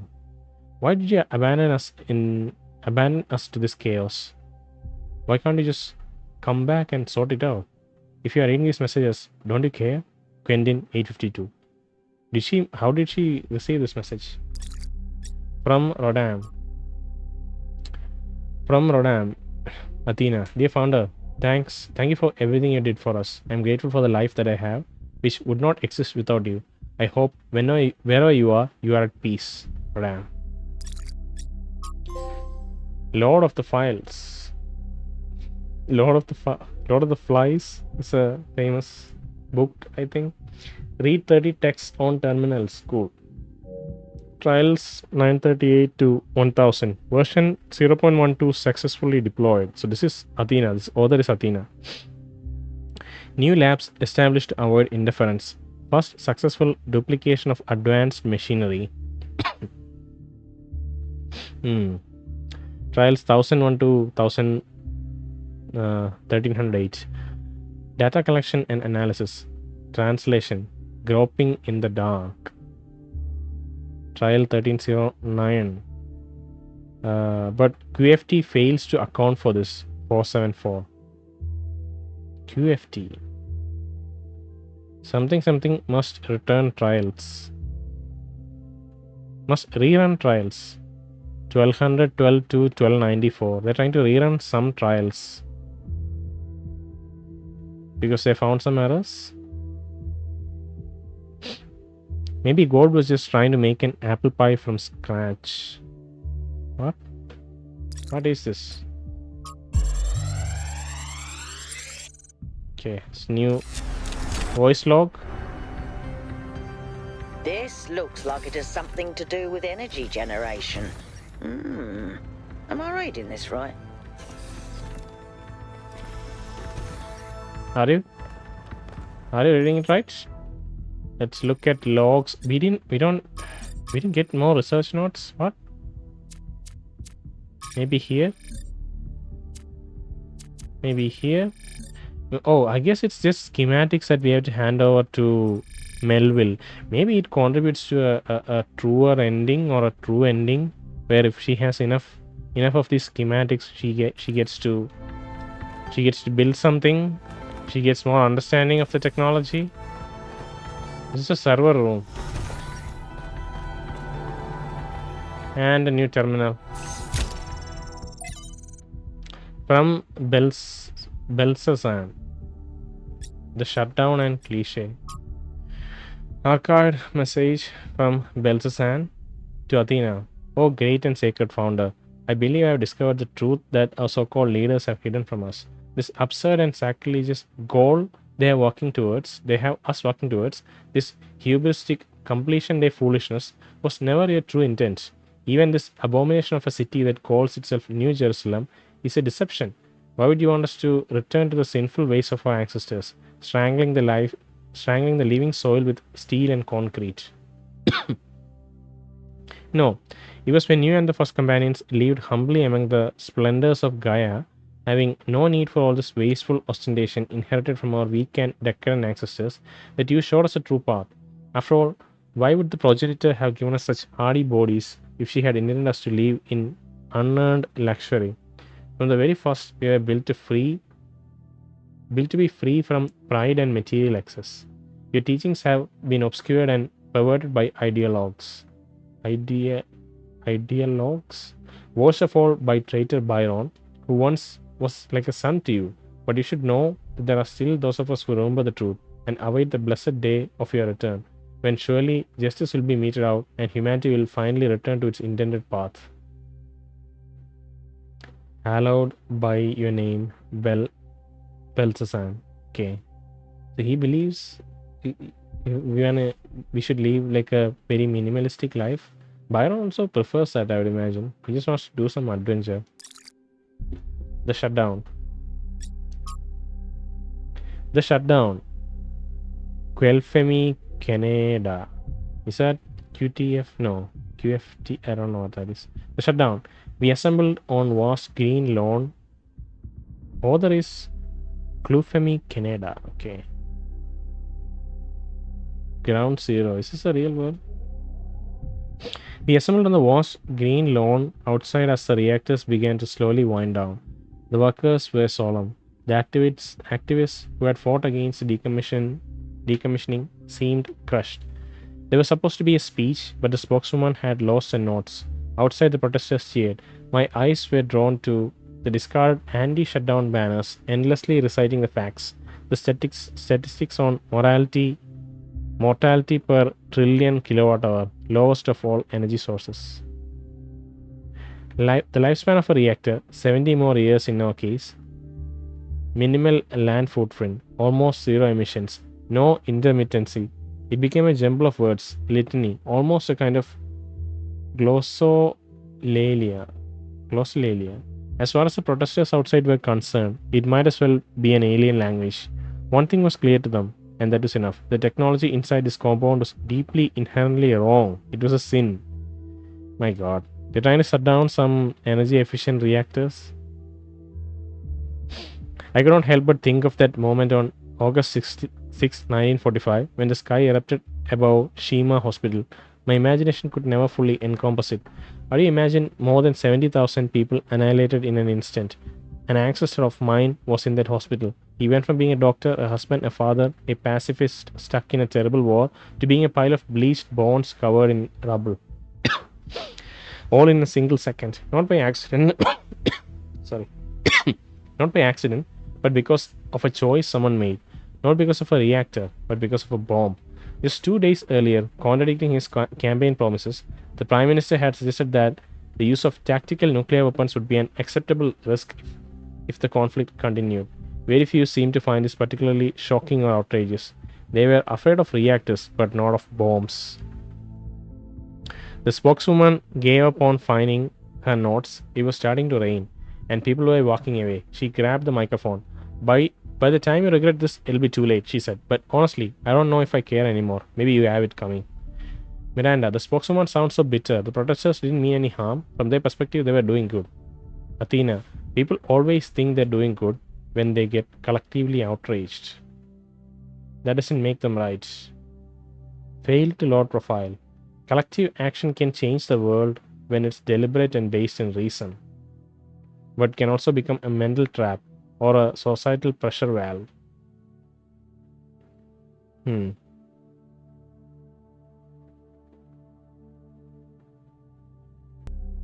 Alright. Cliche. The thought-terminating cliche. 5358. From error. See, their name is always errored out. Who is this 5358? As you continue your reading, from error to Miranda. Oh, to Miranda. Okay. As you continue your reading, there's a useful concept that I'd like you to keep in mind. The thought-terminating cliche.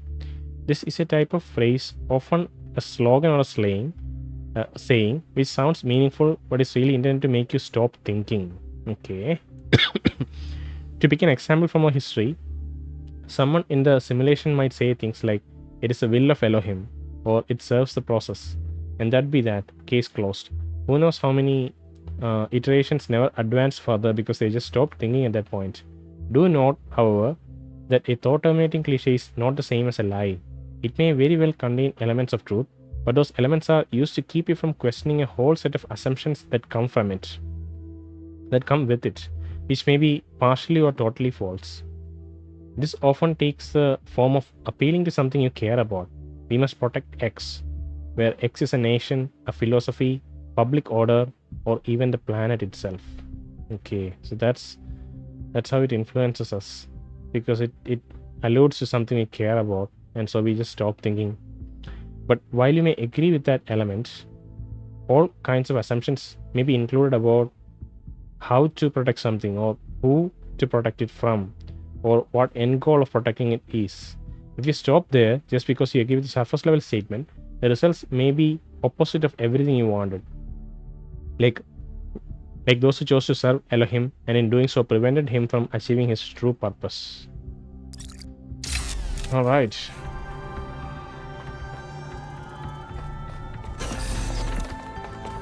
So I don't know if he successfully discovered a lost lab.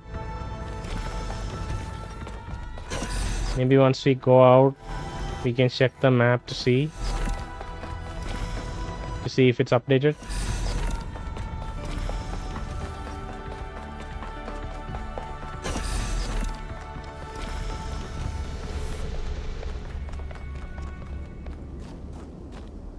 What is a symbol? It is a symbol of a lab. So that is a lost lab. We just, you know, it was right there in the compass, the lost labs. It's right there in the compass. There's a star icon there. Let's see what the star icon is about.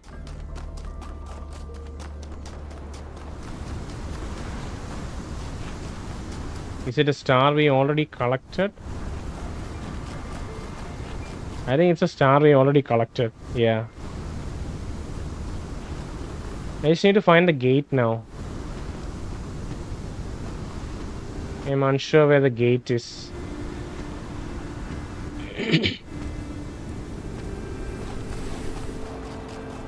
These plaques would guide us. Is that where the gate is?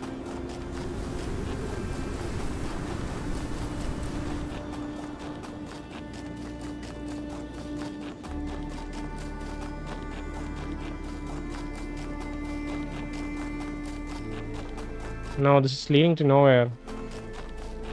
I know we did like a couple of hours ago. Already I've forgotten. This really looks like a path though. Path that leads somewhere. Maybe it just goes around. Oh, it's a spark. It's one of the Prometheus Sparks. I think you just picked up some kind of decryption key. Could try using it on those terminals inside the puzzles. Oh, once we have a Prometheus Spark, we can use it to maybe get hints for the puzzles. That'll be cool. We'll probably have to use one of them, a couple of them at some point. Because we'll get stumped, you know. We keep thinking about the same unworkable solutions. But if we get like a clue in the original game, if we get a clue, we could use messengers to get clues.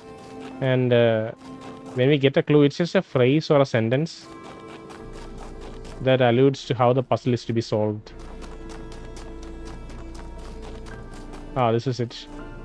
See, that didn't fill up. That triangle didn't fill up. Maybe that triangle is for the different that triangle is probably for the different openings in the mega structure. There are 4 sides to the mega structure, right? East, west, north and south. We opened the east gate, so maybe that's what that refers to. That symbol at the top. This refers to the optional puzzles we have completed.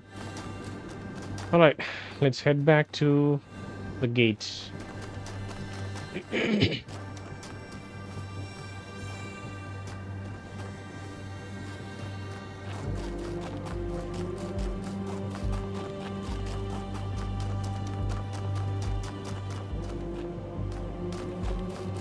We haven't seen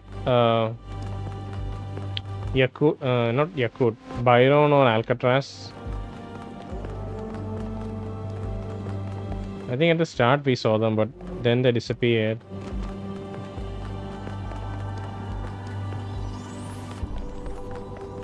Alright, let's go.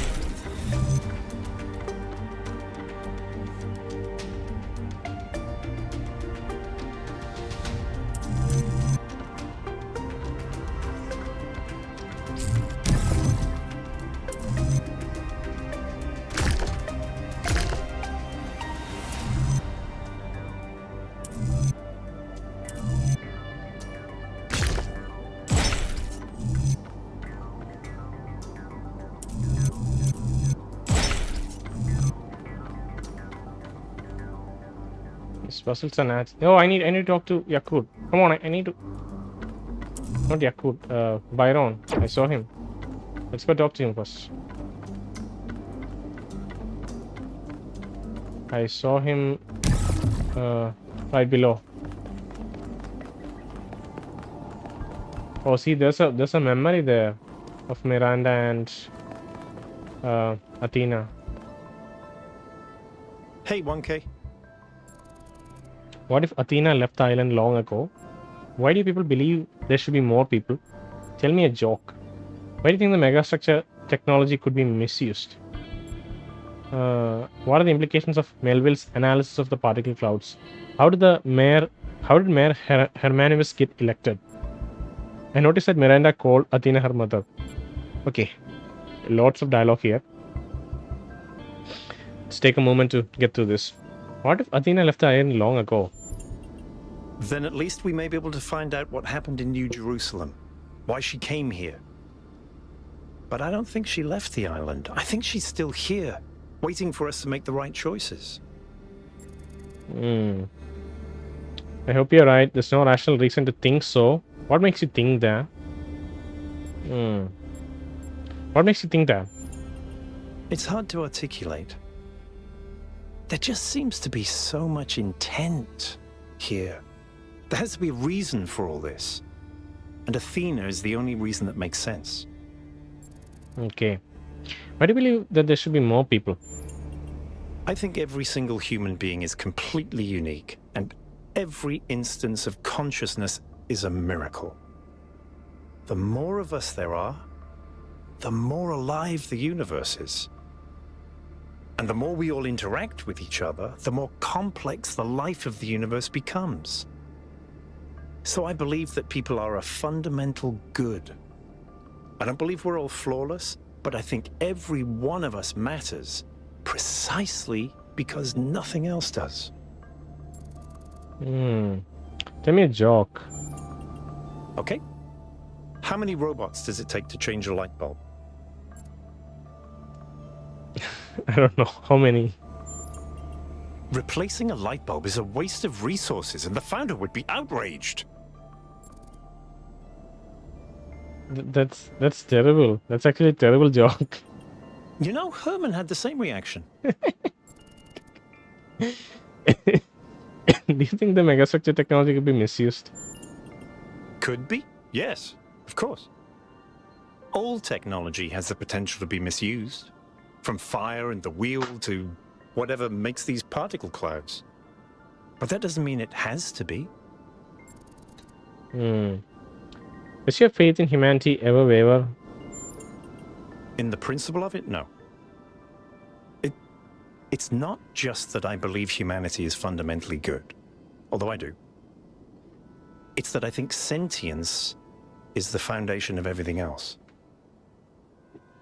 What's the point of stars and galaxies, of hills and forests, without someone to perceive them? But my faith that we can actually grow up, that we can break out of these loops and take control of our destiny, That's something I struggle with every single day.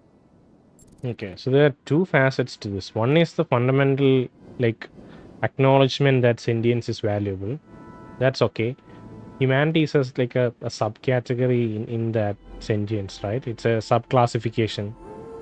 And whether that can be successful in some sense, that can statistically reach a state where there's a lot of good and very little evil, or I don't know, very little immorality in the world. He's still struggling with that idea. How did Mayor Hermanus get elected? Herman? Honestly, I think he makes people feel safe. The world beyond our walls is frightening. Human history is full of failures and disasters. It's easy to look at that and recoil. Herman offers a vision of the future that feels contained, manageable. Is it so bad?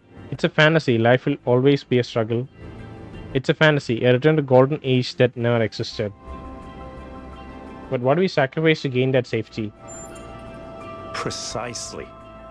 Our curiosity, our creativity, our ability to grow. Everything that made us who we are. To me, that's not worth it.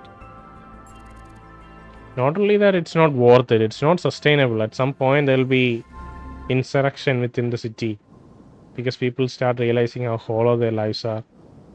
Maybe, in time, maybe centuries in the future, but it'll happen if it's just the same 1,000 people.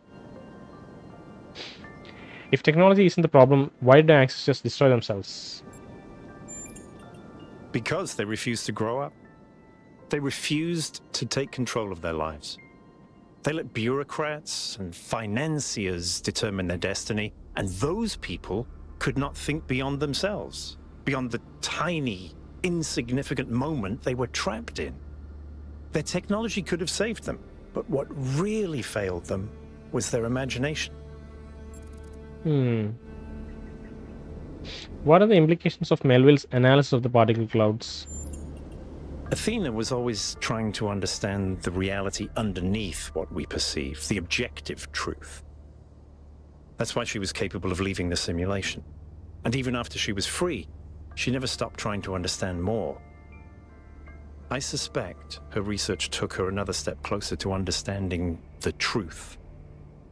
And such steps always challenge our conception of the universe. But that's the wonderful thing about science. We can adapt our views to the evidence. Do you believe in the existence of something sublime or transcendent? In the sense of an interventionist deity? No. I wouldn't rule out the possibility, but it's not something I personally believe. But I do think there is something genuinely sublime in this universe, and it's right in front of us. Consciousness. The fact that this sense of self is even possible, that an arrangement of matter can produce a self-aware mind? Think about it.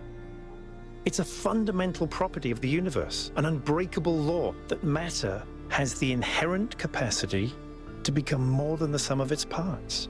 That is the definition of transcendence.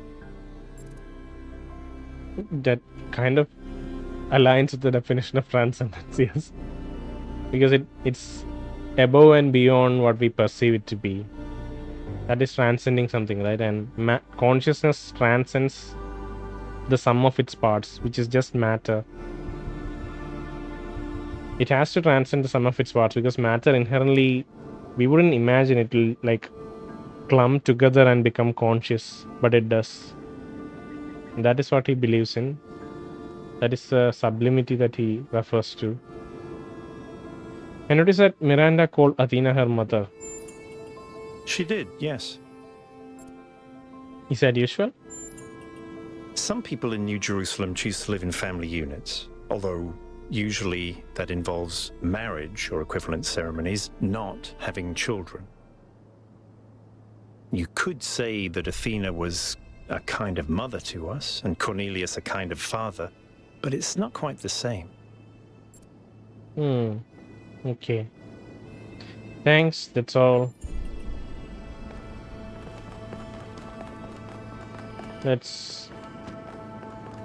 Yeah, Alcatraz is missing. Maybe it's in the landing site.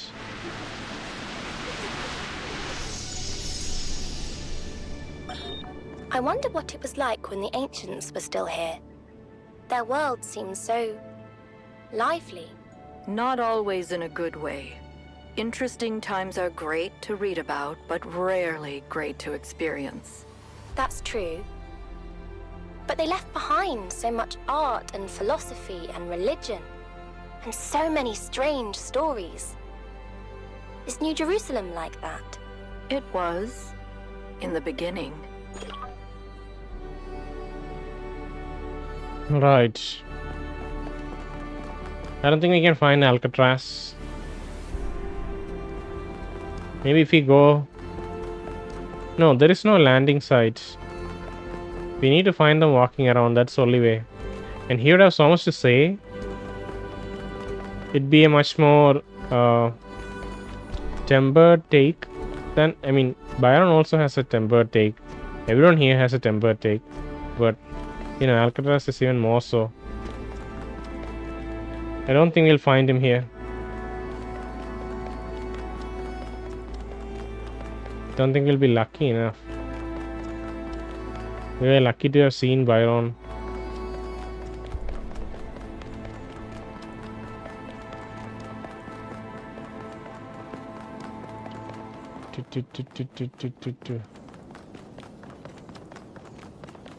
Right, let's keep going. Oh no, it disappeared. Fuck you, game. Why'd you do that? There's no reason to do that.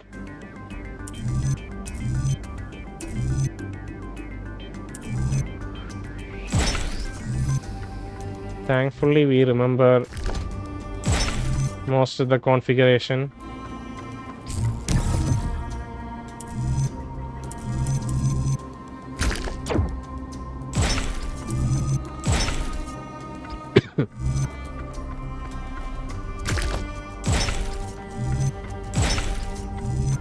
No.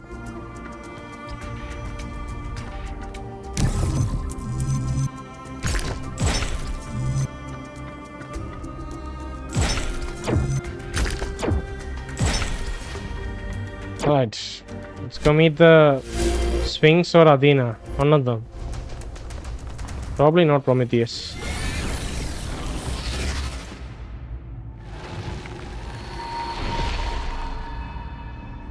For tricking the gods to help humankind, Prometheus was punished by being bound to a rock, there to be eternally tormented. The chains that held him were forged by Hephaestus, blacksmith to the gods. Was Hephaestus right to allow his art to be used in this fashion? She's calling his chains as art? Okay. Yes, he was. If Hephaestus thought the punishment unjust, he should have refused. No, no one should be chained. Hephaestus only forged the chains. It was Zeus who bound Prometheus. Yet it was his duty to obey the father of gods. How about you just cut the cryptic nonsense and tell me if Athena is here? I just want to say that because she is really cryptic and annoying. Who is this Athena you speak of? Okay. Oh, for crying out loud. Let's talk to her in this tone, okay? I don't really like her cryptic nonsense. A human looks a bit like me. Older model though. Ring any bells? Is it Athena you seek, or yourself? Oh, fuck off, woman. Crudely because you are wise, or because you are a child? Because I am wise. That's why I speak rudely. What an annoying creature to deal with.